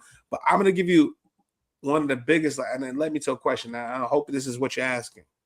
What are some of the lessons we've learned from some of the wealthiest rooms we've been in? Oh, okay. Yeah. So what are one of those lessons? I would love to share one of mine as well, bro. What's one of the biggest lessons you learned from some of the wealthier rooms you've been in? I'm going to ask you to go first because I have too many that I could pull from, and you'll help me narrow down one that would make sense. So you cover what you would cover, and I will cover what you didn't cover. So, all right. So from one of the wealthier rooms that I've been in, I've been in a lot of them. I'm going to be honest with you. Like me and my cousin have been in rooms where we're having coffees at Starbucks with billionaires, people that own teams. Yeah. And they say, you know what? Based on how I carry myself and how I've interpreted the information that they've given me, determines on what kind of relationship we have. Bring us into their apartment, bring us into their private space, bring us in, and then call people to say, yo, I need you to help my dogs. Absolutely. And then sit there and not say nothing for 2 hours. And I learned a lesson from him not saying anything. Yeah. The lesson I learned is he wants to know what I deem is important. What am I focusing my time on? What kind of relationships am I developing? And what kind of scale I see for my business Because at the end of the day, nobody can tell you that but you. No. Nobody can tell you that but you. It's one lesson I got from my mentor, Solomon Choi, rest his soul. And one of the lessons he said early in this, he said, you know what, Jared, I could tell you about business all day, but you ain't going to feel it until you do it. Mm-hmm. You ain't going to feel it until you do it. I can tell you this shit till I'm blue in the face, but you're not going to feel it. Same thing. Think about it for our culture. Think about music, drill shit, whatever. And you feel what you go through. Yeah.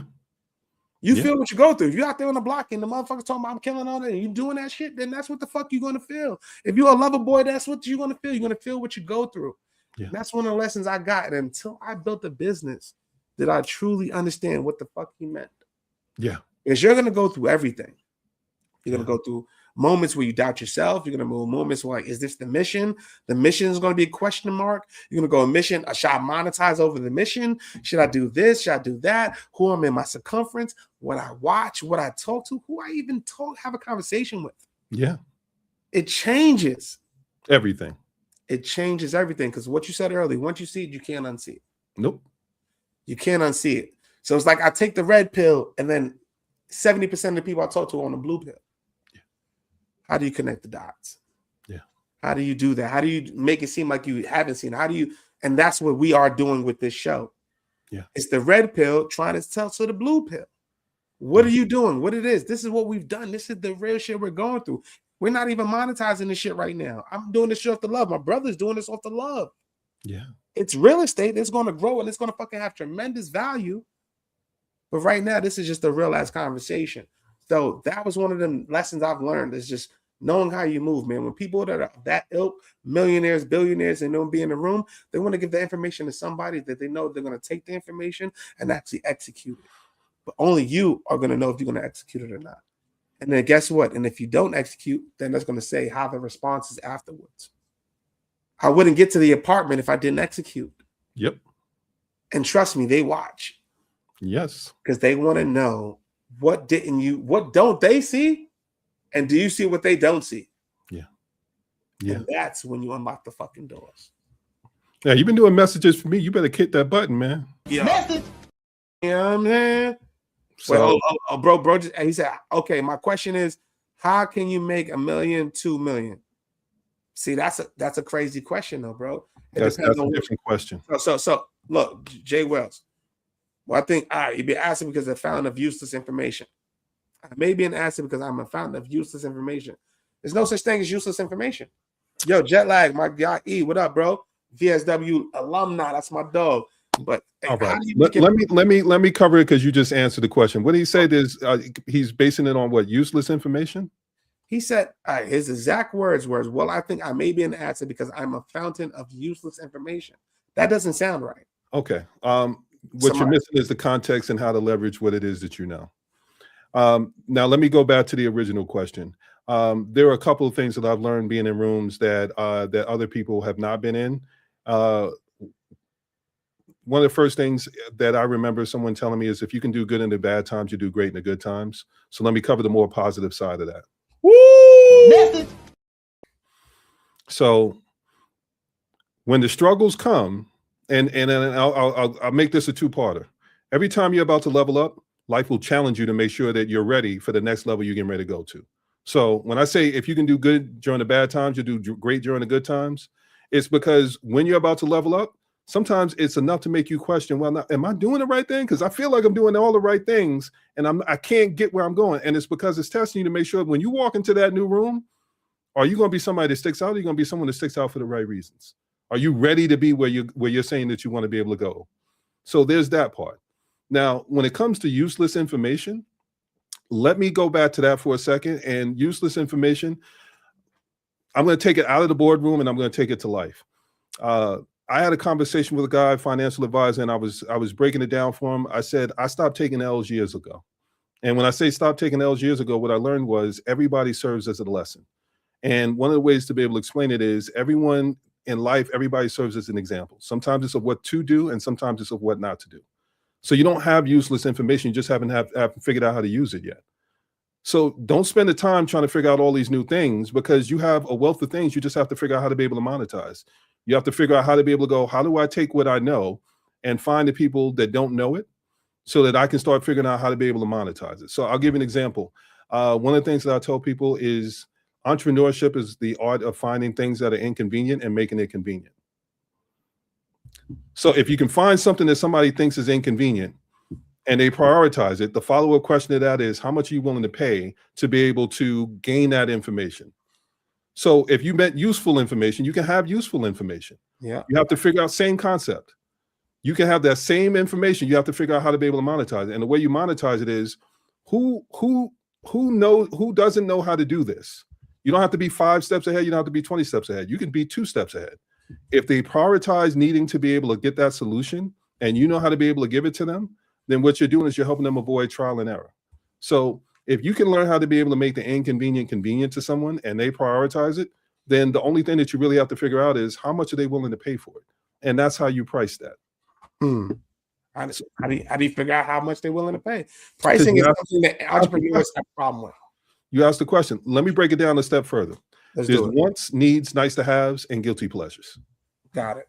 So when I'm pricing something, I'm basing it on that. Now I'll give you some context. When I lived in California, I got out there before they had trains, and I needed to get a car because the only way I was going to get around was to be able to get a car. And you know, if you know anything about being being from New York and moving someplace else, they already got a certain feeling about you. I played basketball. My coach couldn't stand me because I was from New York, and I was New York. So I came out there and I'm like, dude, like they talking about tennis sneakers.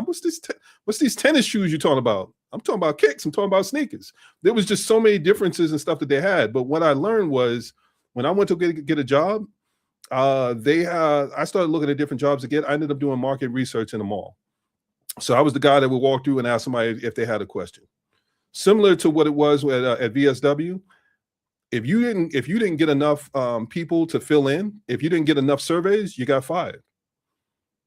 And I needed to get a car, and I wasn't going to be the guy from New York that had the reputation of being from New York and then be some scrub that couldn't get a car.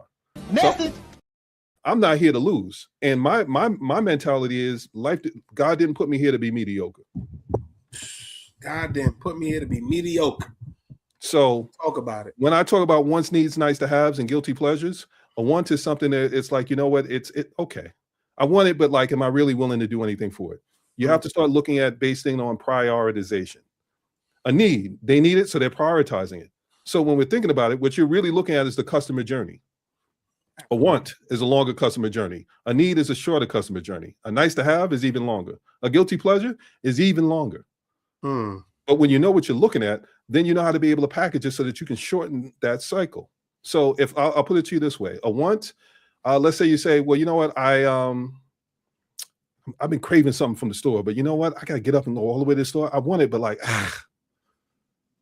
if you're selling something like that, then it's like you got to have your timing down to be able to give it to that person in that time and make it as convenient as possible to get them from going, you know what, I want it, and I'm actually going to act on it, to I want it, and counteract that. I want it, but like, I feel like I got to do too much to get it. A need, they know they need it, and you have a better chance of them prioritizing it. A nice to have, picture going into the supermarket and you know that you're getting your groceries and all the rest of that, and then you get up to the counter and they got gums, they got sticks of gum, candy bars, and soap opera magazines.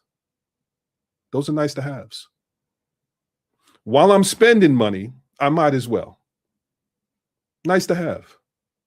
So in that situation, what you're looking at is you're saying, okay, am I selling something that's a want, a need, or a nice to have? Now, let me take it a step further. Guilty pleasure. What is a guilty pleasure? A guilty pleasure is something that people only tell you about once they feel comfortable enough to know you, so that if you try to shame them, they can shame you. Think about when they used to do the sex toy parties.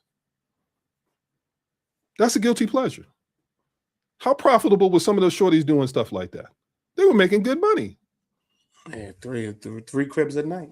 But here's the thing: how were they able to do some of the stuff they were doing? If somebody tried to call them out about their customer experience and all the rest of that, what's one of the first things they're going to be scared to say something about? What they bought. Do you want the whole world knowing what you bought? Absolutely not. You're paying for the anonymity. So guilty pleasure. It's one of those things of you understand what the cost is, and you understand what you're willing to pay for it. And part of the cost is how much are you willing to make sure that nobody knows what you bought if it's something that you're not proud of or you don't want to admit openly. So those are things that dictate what the customer journey looks like. And you have to know what it is that you're selling. So whether it's useless information or useful information, what you have to ask yourself is, who am I trying to sell it to and how much are they prioritizing it? Message! Woo! That's your business model. I'm not a salesperson, but I know how to sell. I used to have people ask me, they're like, well, what do you do? I solve people's problems. I'm a people pleaser. Well, what does that mean? It means that people need to be pleased in certain ways, and I figured out how they need it, and then I decide whether or not it's something that I can take care of. Is it going to compromise my principles to give it to you? Because if it is, then that may not be something I want to be able to sell. But if it's not going to hurt me to be able to take care of it for you, yeah, sure, I could take care of that. For a fee, of course. Absolutely. For a fee. You know, how inconvenient is this for you, and how much do you prioritize it? So useless or useful. Figure out what it is that is it a wanted, is a need, is a nice to have. What is it that you're offering? Categorize it, and then figure out how much they prioritize it. Because the more they prioritize it, the more they're willing to pay for it. Now, I'll give you a caveat. I talk to a lot of people that when they go to start their business, one of the lowest hanging fruit with entrepreneurship is, I'm going to do a clothing line. This goes wrong in so many different ways when it could go right. So there are people that say, I'm going to do a clothing line. I was talking to somebody else, and I was talking about one of the common mistakes I see people make. There's some people that'll do something, and they'll say, well, I'm going to sell a t-shirt for $60, $70. And they said, what I'll do is, the way that I'm going to justify it is I'm going to say, I'm going to put luxury in the name. Now, as someone I've been in the fashion industry. I work for GQ. I work for Vanity Fair. I work for Lucky Magazine. I've been on that side of the business. I work for Tommy Hilfiger. I've been on the brand side. I've been on the publishing side. I've been in the agency when they were selling all of that. I know that business. Let me tell you what luxury is. Luxury isn't the product. It isn't the process that they're creating. It's none of the rest of that. What it is the aesthetics. It's the perspection. It's the perception of what it is. Louis Vuitton is not necessarily making something different. Like when you talk about Nike, how many times have people said Nike? Oh, I love Nike, but then you look and they're building something in the sweatshop. Allegedly. Let me be careful not to get at, we're not going to do it like that, but it's the perception. So I'll put it to you this way. If you look at some of these luxury brands, they don't let you just walk into the door. They got security that either opens the door or they make you wait online before you get in. Yeah. When you get in, they're offering you a bottle of water. The accoutrement looks great. It looks nice. They got leather seats. Everything is great. You got a great experience. What you're paying for is you're paying for the customer experience, and you're paying for the perception. So when it's you're paying for the customer experience. My shorty, she used to love going shopping for shoes and all the rest of that. You know when I would get myself in trouble? When I would go in and I'd ruin her experience because they're like, oh, well, we don't have your size. Or, oh, well, let me see if she would have them go look for a pair of shoes and say, yeah, I don't know if I like this one. Do you have it in another half a size? And I'm like, but that one fits you just fine. You just finished just saying that. I said, shut up. You're ruining my experience. I'm trying to get them to cater to me and see to me in ways because this is where I get my feeling. I get to take out how other people make me feel. I get to take it out on them. So it runs downhill. But to bring it back around, when you go into these luxury stores, they're taking care of you. They're giving you a great customer experience. When you walk out of the store, they're giving you a bag. And when other people see that bag, they're like, oh, you spent money. That's what you're paying for. That's the luxury that you're paying for. Now, when it's a small business and they're trying to put luxury in front of something, they're talking about $60 for a t-shirt, you may not even get a bag. So when somebody sees it and you say you spent $60 for it, what you're really paying for when you're thinking about these things is you're paying for other people's perception. That's it. That's luxury. You're paying for other people's perception of what it is that you bought. And it can go one of two ways. You're either saying that I got it for a steal or I spent this much money on it and this is why it's valuable. So you need to know what you're selling. And if you don't understand what you're selling, then this is where people run into that problem. Now, if I'm going to sell something for $60, $70 and I know that it's something where it could be, I'm marking it up, then I got to sell the experience. I'm not going to have somebody say, oh, well, I spent $70 on this. And the next person goes, well, I saw it in this store and it was only $20. How many more people are they going to go and tell that person that they bought it from you for? They're going to be embarrassed. So if you're going to have something that doesn't necessarily have the same airs to it, it doesn't have the same perception, then you have to give it the perception. You have to put a story to it. You have to give somebody a story that they can tell so that they're proud to be able to tell it. So when they tell someone feels envious of them. That's what the luxury stores are doing. They're making you feel envious of that person because they went and bought this, they did this, they did that. I mean, I've had Rolexes before. Yeah. They still tell time like a regular, like a regular Timex. But Big Sean, let me ask you a question because we have a couple comments on Instagram. So shout out to James, right? So he's saying, how do I get to 1 million or 2 million, right? The question is, he said, I get it. A bottle of water is a bottle of water in the hood. $1 at the airport is water. $14.99. I get it. That's why I told him I said it's selling value, right? But at the end of the day, bro, you have to ask yourself, to get to $1 million, are you willing to fucking sacrifice what you need to get to $1 million? That's the question you got to ask yourself. Because to get to 1, you got to get to 2. To get to 2, you got to get to 4. To get to 4, you got to get to more. And every stage is, think of it as a game. Analogy is a game, bro. Every level is a different boss. Are you willing to fight every boss? It's gonna be blind spots. Do you have the mentality? Do you have the mindset? Do you have the heart to fucking go through that?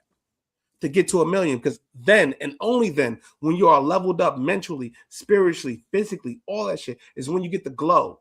And then when you get the glow is when you get the fucking million. You have to solve a problem that feels good to you.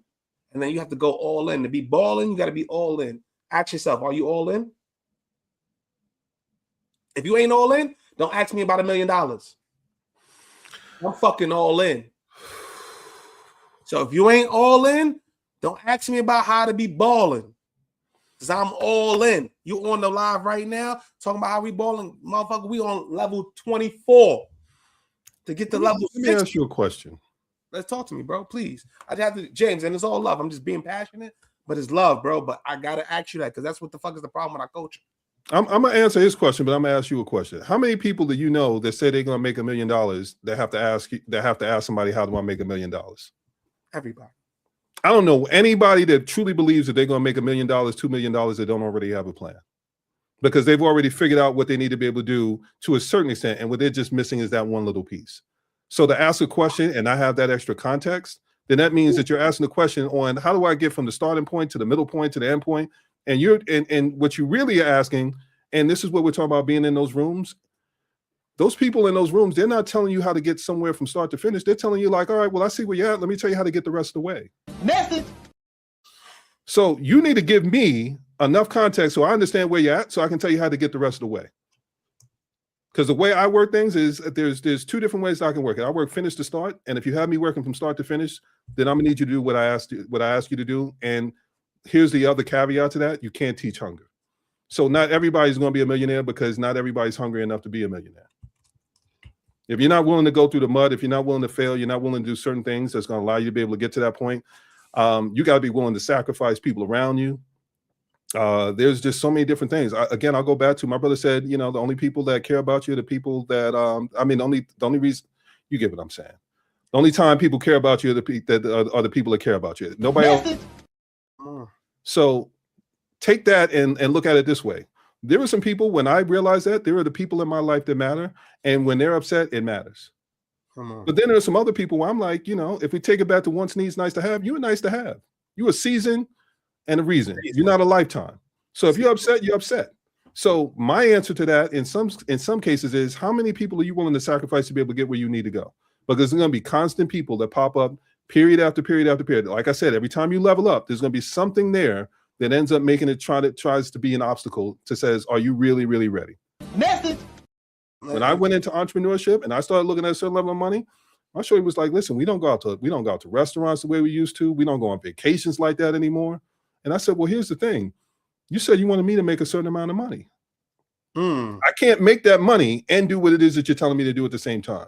So I have to sacrifice giving you some of that attention that you want so that I can make the money and do the stuff that you want me to do, or I can give you the attention and make just enough. So you need to ask what you're willing to be able to give up. Because in that situation, it was one of those things I had to ask her, and I had to ask myself what I was willing to give up at the same time. And in some cases, I had to let go of some people. I had to be able to not just figure out a plan, but I had to make sure that I was in a position to be able to have conversations with the people that could actually tell me how to get there. And the way that I could get them to answer those questions is because I didn't come to them starting from zero. I came from them when I was already halfway through. I was 3/4 of the way through, and I just said, I just need you to give me this piece. So if you're having that conversation, you're trying to get it at 1 million, then tell me that you're already at 500,000. Because if you're not at 500,000, you're asking a lot of me to be able to tell you how to be able to do something. And you're basically saying, well, how do you get there from scratch? You pay people a lot of money and you go through a lot of trial and error and you figure out who you can listen to versus who you can't listen to. That's the real answer. But if you're talking about the shorter answer, the way you get to $1 million is make 500,000. Message. Because when you get to that point, there are going to be people, and let's break it down to your mentor. How'd you meet your mentor? It was on a cold call, right? Cold call. What did he tell you? He said, I'm not going to buy what you're selling, but I'm buying what you're selling. He said, I'm not buying what you're selling, but I'm going to buy what you sell. He said, guess what? I don't have a need for that solution you're talking about. But guess what? You had no way to get to know the information that I was going to give you to sell me. And the only reason you do that is by building a relationship with me. So this is what I'm going to tell you. You could have called me like this. You could have said this. Your tone could have been a little better. You could have did that. You could have did this. And there was one call out of 20, 30, 40, 50,000 that I said that was different. I'm not going to sell him because he already sold me. Yep. And I'm going to build a relationship. And that's my job is to do that. And that's what we did. And shout to Hayes. He just said around 7 to 10% American adults are millionaires, depending on the source and whether a home equity is included, with figures ranging from roughly 1 in 10 adults, about 24 million people. Yeah. Everybody can't make it. Everybody don't have the mindset, bro, to make it. And Jay, so you're telling me you from Van Ness, bro? I'm from PC, West Side, PC. Ask about me. He said, like, we going through certain road, nothing more, nothing less. I am a man who just survived my 32-year surgery.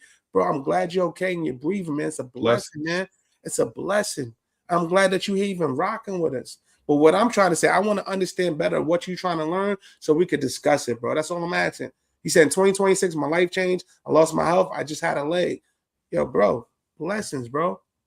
Blessings. The fact that the shit you went through, a lot of people can't get through. And guess what? That is why you can survive in this shit that we talking about. Yeah. You've already shown the perseverance. You already shown it. So the question is, what else are you willing to sacrifice to get to that million? That's what bro was saying. He answered the question is, did you hear it? It's message in the movements. Like, it depends on what you're trying to hear. There is no get quick rich scheme for fucking $1 million success. I want longevity. I want sustainability. In order to do that, especially with what I'm trying to do, no, bro, if you want to share, I'm not trying to learn things, just want to share. And I appreciate it. Nothing wrong with sharing. Here's the thing about being a millionaire.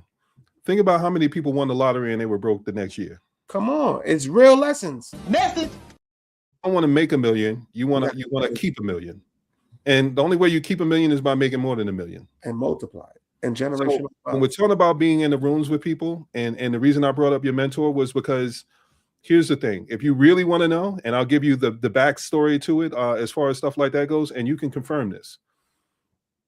When they see something in you, the people that have made it, what they want to be able to do is they want to be able to go, I saw it in you before anybody else saw it. I saw Tom Brady in the 7th round, and I'm a fucking genius. You got to validate that for them. And the only way you can validate that for them is every time somebody gives you a piece of insight, gives you a nugget. This is why I said when I was younger, they would tell me something and I would see them. And they're like, oh, Sean, I'm like, listen, I can't talk to you right now. I haven't done enough of what you gave me yet. But when I'm done, I'm going to come back to you and I'm going to tell you everything I did with it. That's how I got to have more of those conversations with them. That's why they were giving me more of that information. I can tell you like this. I was on the phone with I told you about it, the financial advisor. I spoke to him.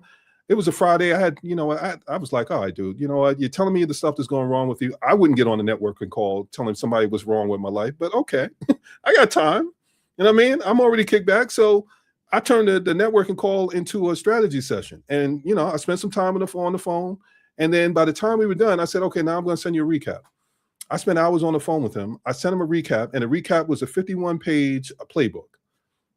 51 pages. You know how much somebody would charge for something like that? I just did it for kicks and giggles. I dropped it into AI, and I was like, how much would you charge for it? They were like, oh, this is like $35,000. I gave him a year's worth of game. It took me maybe an hour to be able to do it. Shit. Let me tell you what he did with it. I sent that to him. We had the conversation. I got off the phone when like 5 o'clock. I had that in his inbox by like 8 o'clock. Friday came, Saturday came, Sunday came, Monday came, Tuesday came, Wednesday came. I didn't hear anything from him. Wednesday, my thing was, dude, I dropped a message in the DMs. I'm like, yo, did you get it? I just want to confirm. Oh, yeah, I'm looking at it right now. Huh, okay. What are you doing with it? You didn't confirm receipt. You ain't say thank you. You didn't do any of that. And the only thing that I asked him when I sent it to him was like, well, how do I thank you? Here's what you can do. You can leave me a recommendation on LinkedIn. The reason I'm bringing this up is I gave him something that was going to arm him for him to be able to 10x. And when people say 10x, I said, this is going to be step 1. This is going to be phase 2. This is going to be phase 3. I'm forecasting all the different things that he was going to need to do. Wednesday came. He was like, oh, yeah, I got it. I just didn't really get a chance to look at it. It's just so much to be able to take in. So I'm trying to figure out. And I said, I specifically put in the email, here's the starting point. Don't try to do anything more than this. So he already showed me he wasn't listening to what I said. He didn't acknowledge the fact that I gave him something that was more than anybody else was going to give him. And then I had asked him, I said, you know, the only thing I'm asking you to do is leave me a recommendation. How did that many days go by and that wasn't the first thing that you did? Now, let me break it down. Today, I'm on LinkedIn and I see a post and he's posting something about his dog, talking about his dog looks at him and tells him when it's time for him to walk the dog. And he'll look at him shamefully like, you know, and I'm like, dude, so you got time to talk about your dog, post a picture, do all the rest of that, and you haven't left my recommendation? So I got in the DMs and I shamed him. I was like, listen, let me break it down for you, bro. First of all, I'm surprised. And second of all, I'm disappointed. But here's where I'm at with it. I stopped taking L's years ago. When I created that 51-page playbook, I also created a version of it that I can break down and give to everybody else universally. So I gave you something custom, and then I created a version of it that I can turn around and break up into pieces and be able to share with everybody else. What I'm trying to explain is there are a lot of people that say they want to be able to make that money, but when somebody gives you something, you got to know what to do with it. And if you're not in a position to do something with it, then you're wasting that person's time. You're getting in the way of the person that will do something with it. So if you say, I want to be able to make $1 million, I want to make $2 million, don't start the conversation saying that. Saying, I've made 500,000, I want to figure out how to get the rest of the way. Because people hear that differently. It tells me you're not at the starting point. I can tell you how many times I've spoken to entrepreneurs and they tell me what they want to be able to accomplish. And I've had to explain to them, I was like, listen, what you're asking of someone is for them to give a whole lot of their time without you showing any promise. Message. Time. And what comes down to with a lot of people is they don't have the follow through. So the people in the room, the people that know how to do these things, what they're looking for is someone that knows that's done enough and has shown enough for them to go, you know what? I feel like if I give you this will get you over the hump. Yeah. And you know, just to answer this. So Jay Wells, yo, shout out to you, bro.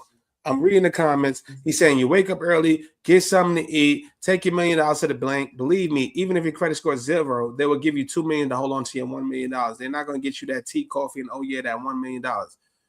Bro, you're on Instagram. So if you want to be involved with the conversation, you got to go on YouTube. That's one. That's the only way I see the comments. I'm involved with bro right now, and we talking that talk. But if you're getting $1 million right now, I'm telling you, go to Herman Dose episode, right? He's a credit repair and somebody who actually helps people get millions of dollars. He's been on this episode, episode 187 or something. Marquell Russell. We have people that do that. This is not this conversation. So if you have $1 million right now and you're trying to figure out how to get to 2 million, there's many ways and there's many contexts. There's not enough context that I'm hearing. So I don't know what you want us to answer. You could do you could fucking do rental homes. You could do real estate. You could do this. You could do that. There's so many different things, bro. So like, if you want to come on, we do real talks once a month and we can have those conversations. Right now, this is with bro. And we just try to talk generally. What is the mindset to even get to your first million? Because a lot of people that we touch to in this community, you from Van Ness, bro. Van Ness ain't $1 million neighborhood. I'm up the block. That's not $1 million neighborhood, bro. Let's just keep it a beanski. So I just want to say that Real reveals the trajectory. I just say that. I'm up the block, bro. West Side, PC. I said it twice. West Side. Ask about me, Jared. Ask about me, Mass. Ask about me. I'm there. I'm outside. What kid say? I'm outside. I'm outside, baby. I'm that. So the if you trivial reveals the trajectory. like, you know what I'm saying? But this is not what this conversation is for. And what he said, everybody ain't worth giving a game to, but we still got to give the game to. Because you know what, Hayes? Same thing with Dr. Nose and everybody else say. The reason why they love us because we give the game regardless of what your background is. Yeah. Yeah. Because at the end, that's a conversation to be had. Not right now, but it's a conversation to be had. Here's the thing. The reason why I feel like I leave people better than I find them is because I learn from every single situation. When I started off saying I don't take L's because my father taught me at a very early age. And when I looked at pattern recognition, I can learn from anybody. So when I said sometimes we all serve as examples of life, sometimes it's what to do and sometimes it's what not to do. You already have all the answers. You just haven't figured out how to organize them in a way that allows you to cover what it is that you're trying to cover. Because if you're in a room with people or you've already made that money, then you got a roadmap that told you how you made that money. Double down on what it is that you did. And if you want to take that and turn it into something else, then you would need to have a very specific conversation to be able to get a very specific answer. The one thing that I try to explain to people is there are a plethora of ways to be able to get to a destination. What I need you to tell me is the ones that suit your surrounding circumstances. Because I can tell you how to be able to do something through rental. I can tell you how to do something through fashion. I can tell you how to do something through all of these different pathways. But if your situation doesn't align for what it is that you're trying to cover, then I'm giving you game that you can't do anything with. That's it. And that's what I'm trying to reiterate. This ain't that. We ain't no get rich. How do I take $1 million? Motherfucker, I ain't got $1 million. If I had $1 million right now, this shit would look different. I stopped Let's chasing. just keep it a Beansky. Let's just keep it a Beansky. I don't. I'm on the road to riches. I got the mindset. I got the hustle, and I'm going to get there. We're not there yet. Just a real man. I've made millions of dollars of transactions. This man has seen it. Yeah. I've made millions of dollars for a business that I didn't own at 23. Bro. And guess what? We take that information. Talk about the book of business. How much the book of business alone is like you can work for a company, generate them that much money, and I will flip it to this. Come on, talk. A lot of people are talking about revenue, they're not actually talking about profit. Profit? What's the profit? What are we making on this shit? I generated this much money. How much of that did you keep? Because you could have made $1 million, but if you spent $750,000 making it, then how much did you have when you were left over? Message. Yeah, all the rest of that. Like, we need to talk about specifics because that's how you get specific answers. So it's no shade to anybody. No shade. What I've known is I know how to help the people on top get on top. And when you talk about you can't put game on, you can't put everybody on the game. I learned from everybody. So, dude, I gave him that 51 thing. My thing is, you know what? That's okay, bro. I told you when we were on the phone, I don't take L's. If I give somebody something and they don't do something with it, then I repurpose it. I give it to everybody else. Message. Who's going to do something with it? And the person that does something with it is the person that gets my time. That's it. We for everybody, but not for anybody, but not for everybody. That's it. That's it. If you get it, you get it, man. And so with that being said, anybody that is on time and anybody that is putting in the work, what's one piece of advice that you would give to entrepreneurs that are listening, that are part of the community, that may need that one change? What's one thing that they should be looking at, bro? I know you said it, but I want to make sure it's specific for them. What stage? Right now, let's give one for starting and one for midpoint. So one for starting. Like, look, I'm trying to find my purpose. I'm great. I'm from the community. I fucking write music. I do this. I do that. Okay. I could do so many different things, but I'm trying to figure out what my purpose is. How do you find what that is? Let's answer that first. Okay. I'll circle back to what we're talking about. We're talking about natural abilities. Because here's the catch. There are a lot of people telling you how to learn new things. But by the time you learn that thing, then that new thing will have already left you behind. And you're entering into something where people have already had that natural ability, and you're walking into a room with people that know how to do something better than you do, and they know how to do it, and they've been doing it for longer. So leverage your natural abilities, and I will bring it back to wants, needs, nice to haves, and guilty pleasures. Find the thing that you know how to do that you can do on a bad day that someone can't do on their best day. And then find out how much they prioritize it and find out how much they're willing to pay for it. And you can't do that without actually having a conversation. And it can be an honest conversation. Like, listen, you know what? You're telling me that this is a problem. How big of a problem is it for you? And they will answer. They will give you all the information that you need. I have a joke where I watched the movie. I love the Turner Classic Movies. There's a movie All About Eve. When I watch things, I hear different things that other people may not hear. There's a movie All About Eve. The guy said, I went to lunch with Karen, and in the same way a lot of people do, she asked a bunch of questions, but she gave me more answers than she got answers to. But it's not what people are telling you, it's the things they're not telling you. So by the questions she was asking, he was figuring out everything he needed to know about the situation. So when you're looking at your natural abilities and you're trying to figure out how much to charge, ask people, have a conversation. If somebody's saying like, oh my God, like I really want to be able to do this, but if I could just get this, then this would put me over the top. That's somebody that's prioritizing it and someone that understands what the results and the solution is going to look like on the other side of it. So it's not just having a solution. They understand the results and they understand what it's going to mean for them. That person is probably going to pay you more. Message. Thinking stage of it, and they're not really sure how they're going to turn that into something that's going to help them make the money or get where they want to be able to go, then they're probably not going to pay you the same amount of money. That means it's also going to be a longer sales cycle.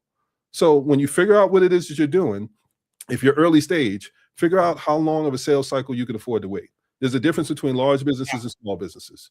Message. We both have the corporate experience, but we've had to figure out how to be able to turn that into entrepreneurial experience. One of the things that I've learned quickly is I got paid really, really well to be able to say, here's all the things that you're looking at, here's the blind spots, and here's all the other things that you need to know. The farther I could look down the road, the higher they paid me.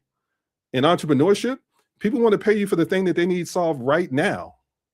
Right now. So if you start talking to them about the things that you can do, take care of 5, 6 times, 5 different, 6 or different ways down the road, you're going to confuse them. And I'm saying that as somebody that does it all the time because I can see so far down the road. So I actually have to create frameworks and stuff for myself to remind myself when I talk to somebody. I have one where I call it the readiness assessment.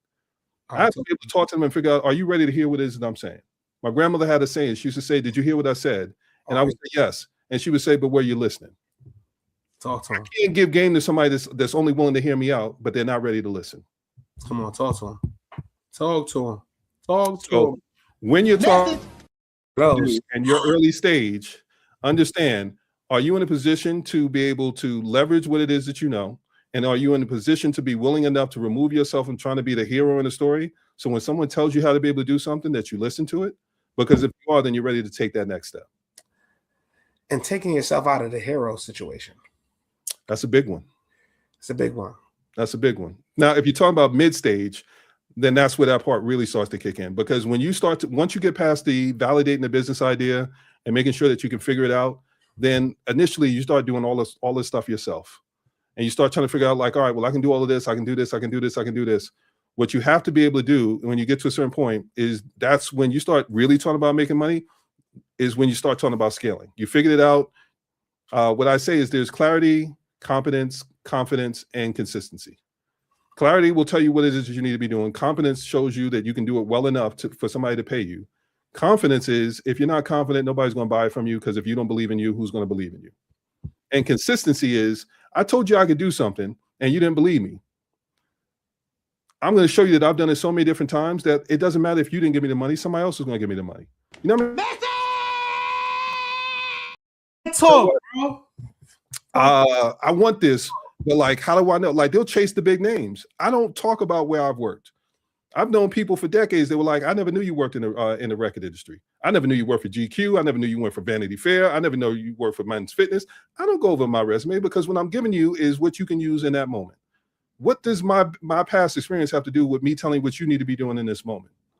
But there are so many people that are caught up in the resume of how somebody did this and how somebody did that. Sometimes don't chase the person that's done it already and is so far down the road that they don't remember what it's like to be where you're at.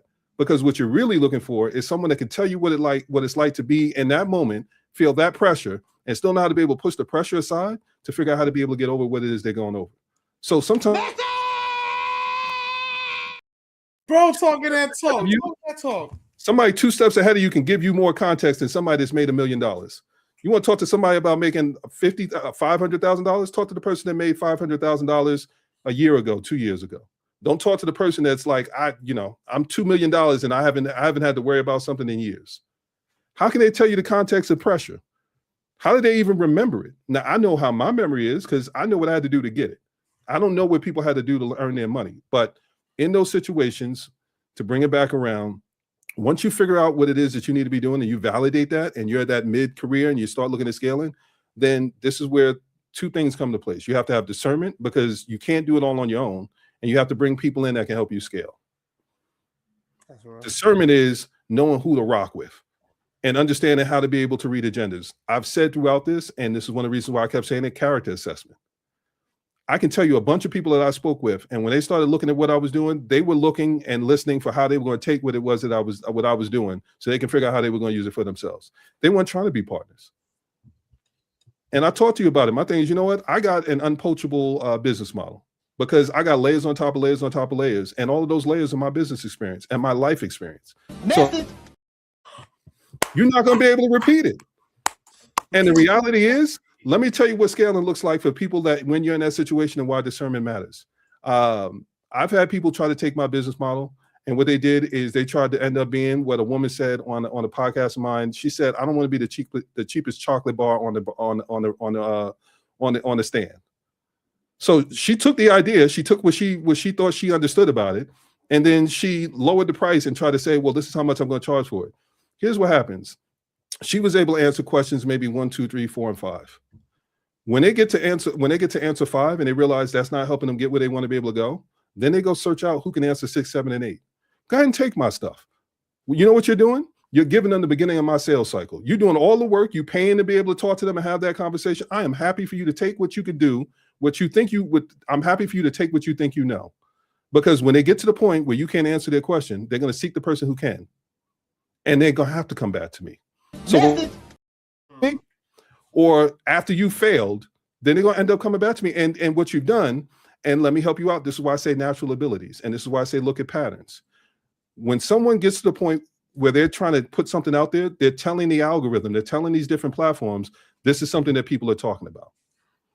Once the platform starts saying, okay, this is something that people are talking about, then they want to say, who has the best answers?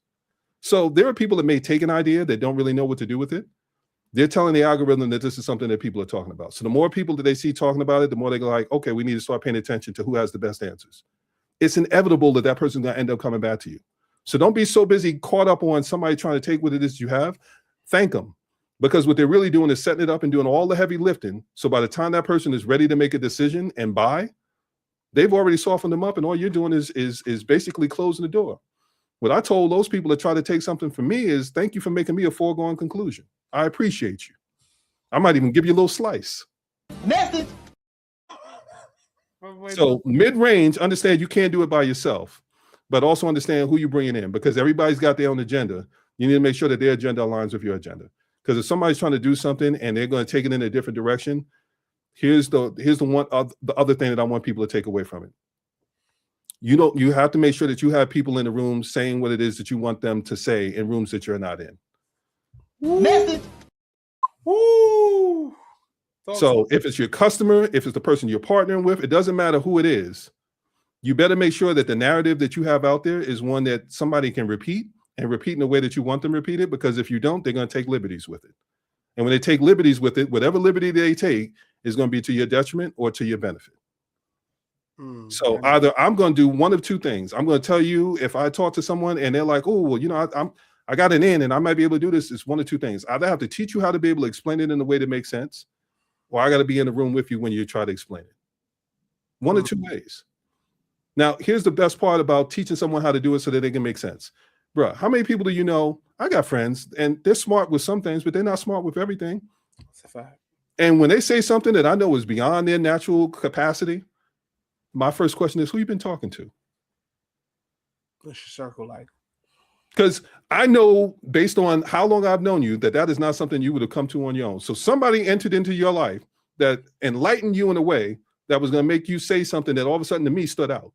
So then my thing is, okay, well, who you been talking to? Because I want to talk to that person, because I've been telling you that same thing for years and it never registered. But somehow they were able to tell it to you, and you're able to repeat it back to me in a way that not only shows me that you understood what I said, but now you're coming back to me and going, this is all the reasons why this would work, and this, that, and the other. So it's one of two ways. Figure out how to be able to explain something in a way that people have never been able to, figure out how to explain something in a way that people can understand it and repeat it. So if you're trying to teach someone something, one of the things that people forget is tell them what it is that you're telling them, but have them repeat it back to you.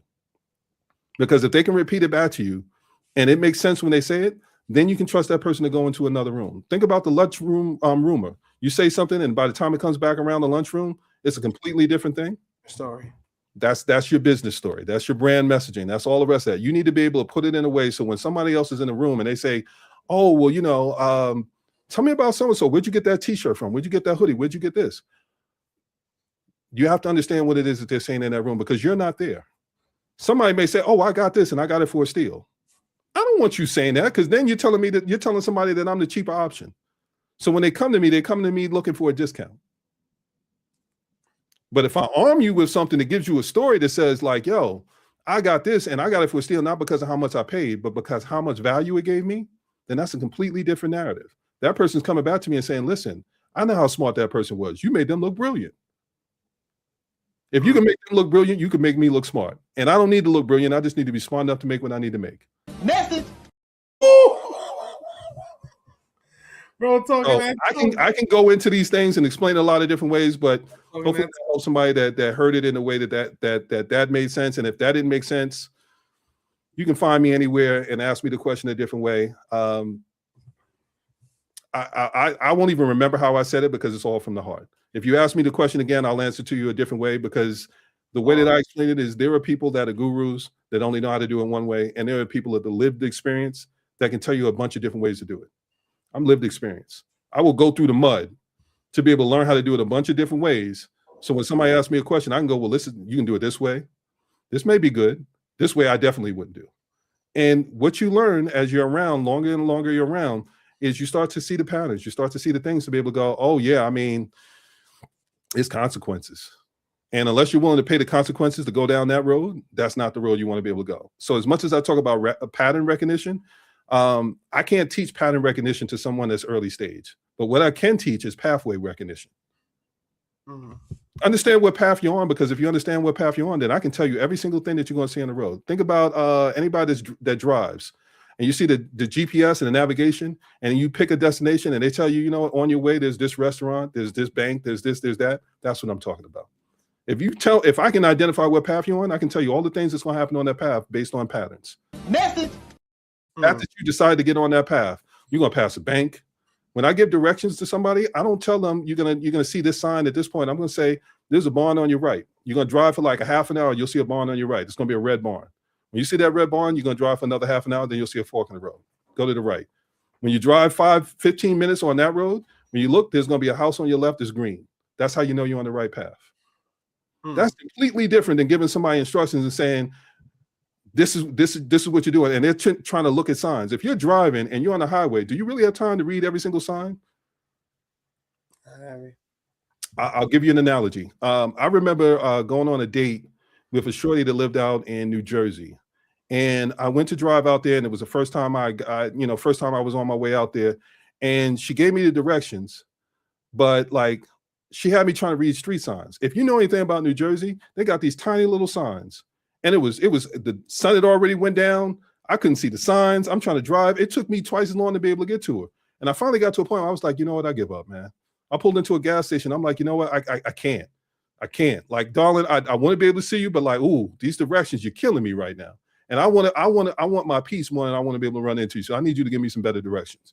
You know what happened? She put her younger sister on the phone. Her younger sister got on the phone and she was like, when you see this house, turn left. I was at her house in 10 minutes. You bagged the sister? She did. No, thank you. That's the real question. She did. She know the path. I don't know your path. The wrong one. I need to talk to the person with the good sense.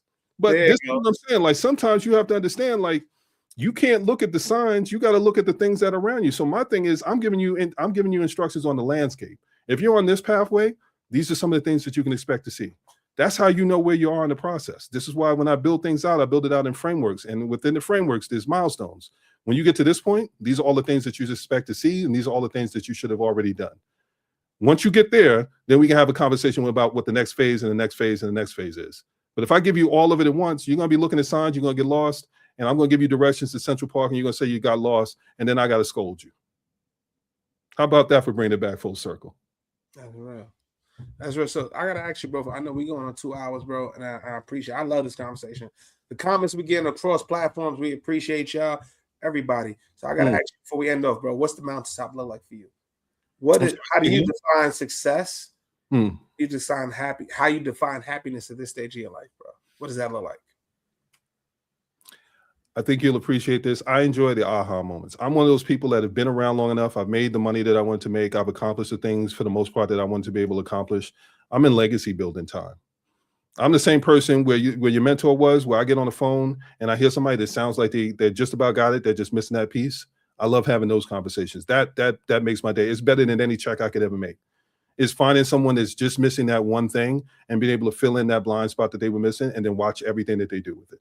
Because that's how we live on. If you don't have kids, that's how you live on. I don't have kids. So how I live on is like, I'll give you an example. One of my first customers, he was in a job where he wasn't happy and he was underappreciated, all the rest of that. And they still hate me to this day because I did it. What I did is I gave him game and I told him how, I was like, listen, in that, where you talk about make a certain amount of money in 6 months, my thing is, here's what we'll do. I'm going to help you build out all the stuff that you need to be able to build out. And when you match your check, then you go back in there and you tell them to kick rocks.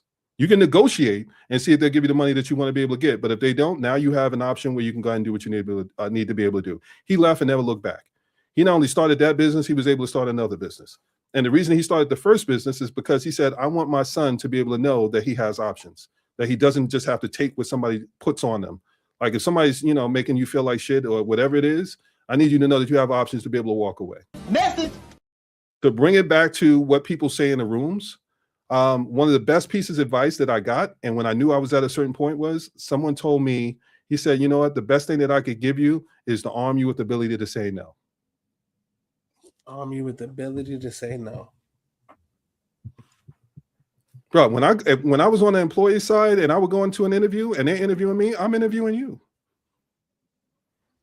I'm looking around. I'm going like, I walked into this office. None of these people seem like they like each other. That tells me there's office politics and there's stuff going on. Now you're bringing me in here and you're telling me about what you can do and what you can't do. Can you make these people happy? Because if you can't make them happy, chances are you not make me happy. And then I got to there's people that are unhappy. So I'm looking, and when I say patterns, I'm looking at all of that. So understand what it is that you're looking at. Once you start to see signals, you see it once, it's a signal. You see it twice, it's a pattern. Don't ignore what your intuition is showing you, what your gut is showing you. Because if you see it once, it's showing you, and you were smart enough to catch it the first time to go, I don't know what that is, but I know it's something. You know how many things I got archived in my head where I've only seen it once, and I'm just waiting for it to come back up again to go, oh, that's the pattern. That's what that was. Dude. So don't ignore the sign, because the sign is what's the first step in seeing the pattern. And once you see the pattern, then once you see it, you can't unsee it. So for me, it's teaching people that, because once they know that, then they'll never allow somebody to put them in a position where they don't want to be, and they'll have the right to be able to say no, whichever way they choose to say no. Mine's may be a little bit raw. Bro, this was a masterclass, bro. So I want to just say thank you, bro. First of all, before we go into the closing and all that stuff, I want to say thank you, bro. I appreciate you, bro. Thank you for being who you are, because for me personally, as a young brother that was coming into the industry that didn't know shit about shit, that was looking for people like us, that end up running into a Tommy McMaster that pulled me aside and said, you know what? You raw as fuck, man. I know you're going to be successful. This is why you put people on the game. You put people on the game, man. It's what you do. What you do with it. You got to give them a chance. Got to give them a chance, and that's what this is. We're not charging. It's not behind the paywall. He just gave you 2 hours of game. It's not behind the paywall. He's not making money. I'm not making money on this shit. This is for the culture. This is a conversation we need to have, because guess what? These are the conversations we was having at the bar when we was frustrated as fuck. Yeah. Yeah. The same conversations. Real talk. That we were having, frustrated as fuck, like they don't get it. They don't see it. He's like, yo, bro, don't worry. They're going to see. Don't worry. If they don't, that's all right. And that's all right if they don't, man. So thank you for that. Because for me, if I didn't see a brother like you doing what you were doing, I might not have known it was possible to be on those accounts. And I might not have had nothing to strive for. I'm just keeping it real with you. Because I came in there young, hungry. I said, I'm going to be the best salesperson in 6 months. I did it in 6. Let me tell you what I saw. I saw someone that was going to be able to do what I was doing. And they were going to be able to pass it on to the next person. And what are we doing right now? Passing it on. So I didn't mind giving you the time. I didn't mind doing any of the rest of that, because when I had a conversation with you, I understood your why, and I understood you were hungry. And like I said, you can't teach hunger. So if you find somebody that's hungry, you put them on the game. If you find someone that's got follow through, when I told you something, what'd you do? You made it from one Friday to the next Friday. You may not remember, but that third Friday, we had a conversation like, bro, I'm on my third Friday. I was like, yeah, you are. Yeah, you are.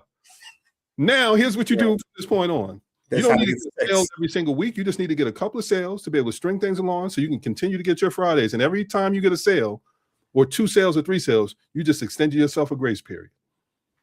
Until you figured it out to the point where you ain't need a grace period. Then they had to start talking to you about how they were going to start breaking you off a slice of the money that you were making them. That's it. They started having equity conversations and said, you could do whatever you want. I said, it's not you, it's me. I got to go. I didn't believe myself. What he didn't do for me. And I saw in you that you were someone that not only once you figured it out, you would use it for yourself, but you would also make sure that other people knew what to do with it. Always. Here we are 15 years later, and look at what you're doing with it. So you're validating to me that I was right in that situation. And when you're talking about how do you get in front of the people and get the time from the people that actually can help you figure out how to be able to figure things out and get where you want to be able to go, that's how you do it. You show them that you got promise and you show them that you got follow through. And every time you hit another level, they will come back and they will say, here's the next thing that you need to know. But if you don't follow through on that first thing, don't expect them to give you the next thing. Because you told playing games. If you ain't doing that. So with that being said, bro, I won't belabor it, but that's the takeaway. I appreciate you. Thank you for pulling up to the platform, bro. This is bro. long overdue, but everything happens when it's supposed to happen. In this moment, I needed to hear the shit you was talking. Well, I told you when I had a conversation with you, I'm like, yo, I'm taking notes. And the same way I'm talking about, like, somebody gives me information. We had a conversation. You're like, here's some of the things that I see you not doing that you could be doing. And this would expedite what you're trying to get done. Already implemented, bro. I told you I won't have a conversation with somebody until I finish taking care of what it is that they gave me that I didn't know that I needed to be doing. Changed my whole game. I switched up my content funnel and all the rest of that. I'll lay it out for you later. But I heard what you said and I did with what you told me to do with it. That's love, That's bro. how you get people. That's how you show people that you value their time. You do something with what they gave you. And if you don't, have the decency to have the good sense not to go back to that person and ask for more. Message. And with that being said, I'm not even gonna give you an outro, bro. Y'all heard what he said. This was 2 hours and 11 minutes of real. This is my brother. I've known him for 15 years. He's somebody that I look to coming into the game. Had he not been who he was, who knows? Everything, first of all, life is just a collection of memories. Yes, it is. Life is just a collection of memories. And these are the memories I had early in my sales career of people pulling me aside. It was you, the Benja Brews, the Jordan Marches, the Marlon Hill. Ooh, you brought back some names. Yeah, bro. I'm telling you what it is. And it's the brothers I still talk to today. Yeah.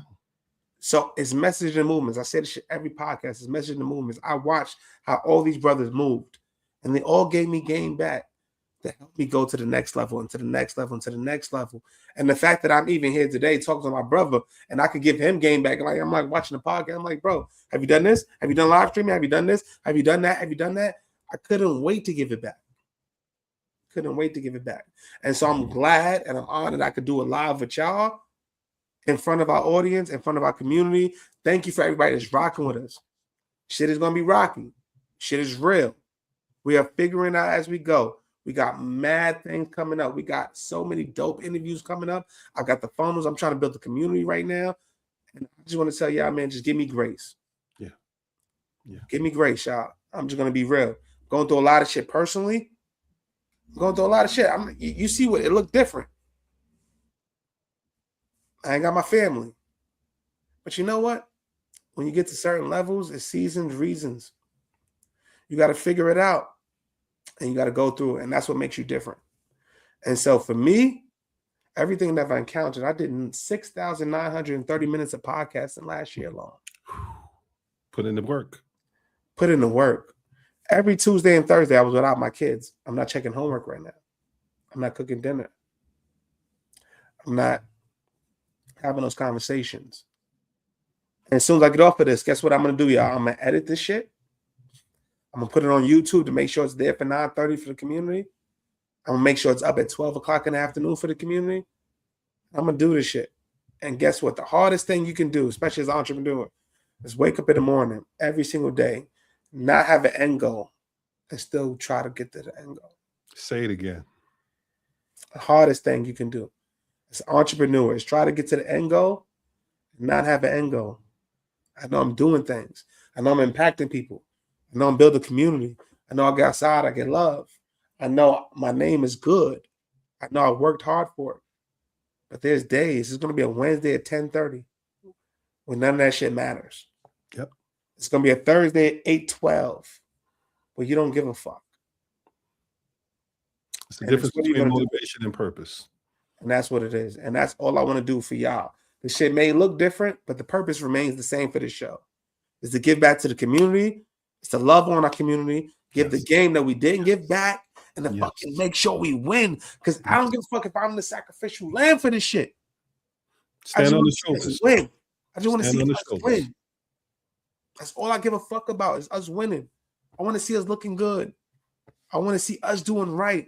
I want to see us not fucking worry about check to check, not kissing ass. I want us to build us our own system and processes so we can live the life that we want with who we want, when we want. And this shit is short, y'all. And so that's all I want to give. And so I ain't perfect. I ain't got all the motherfucking answers. I know Sean don't. We fucking learn it as we go. But what I do want to tell you is that it's difficult doing what this is. And if you're doing what the fuck we're doing, I got love for you. That's it. I got love for you. And that's what we rocking with. So if y'all rocking with us for 2 hours and 15 minutes, I love y'all, man. We appreciate y'all. I'm with my brother Sean. This is our first conversation on this. It won't be our fucking last. Appreciate you, bro. And welcome to the More Than Title community, bro. Officially, welcome to the More Than Title community. So you know what that means, bro? Anybody I speak to before you, anybody I speak to after you, you have access to. We're already doing that. I'm going to be transparent. We're going to have monthly calls, me and bro. Yes. We're going to talk just to check in. Yo, what are you doing? What is this? What's that? What's that? What's this? And we're going to share ideas. And we're going to do it. And that's what it looks like. And what I want to do for 2026 is we're going to scale that. I want y'all in on the conversation. Yes. And we're going to build a conversation where it's a two-way street. I may not have all the answers. You may have answers.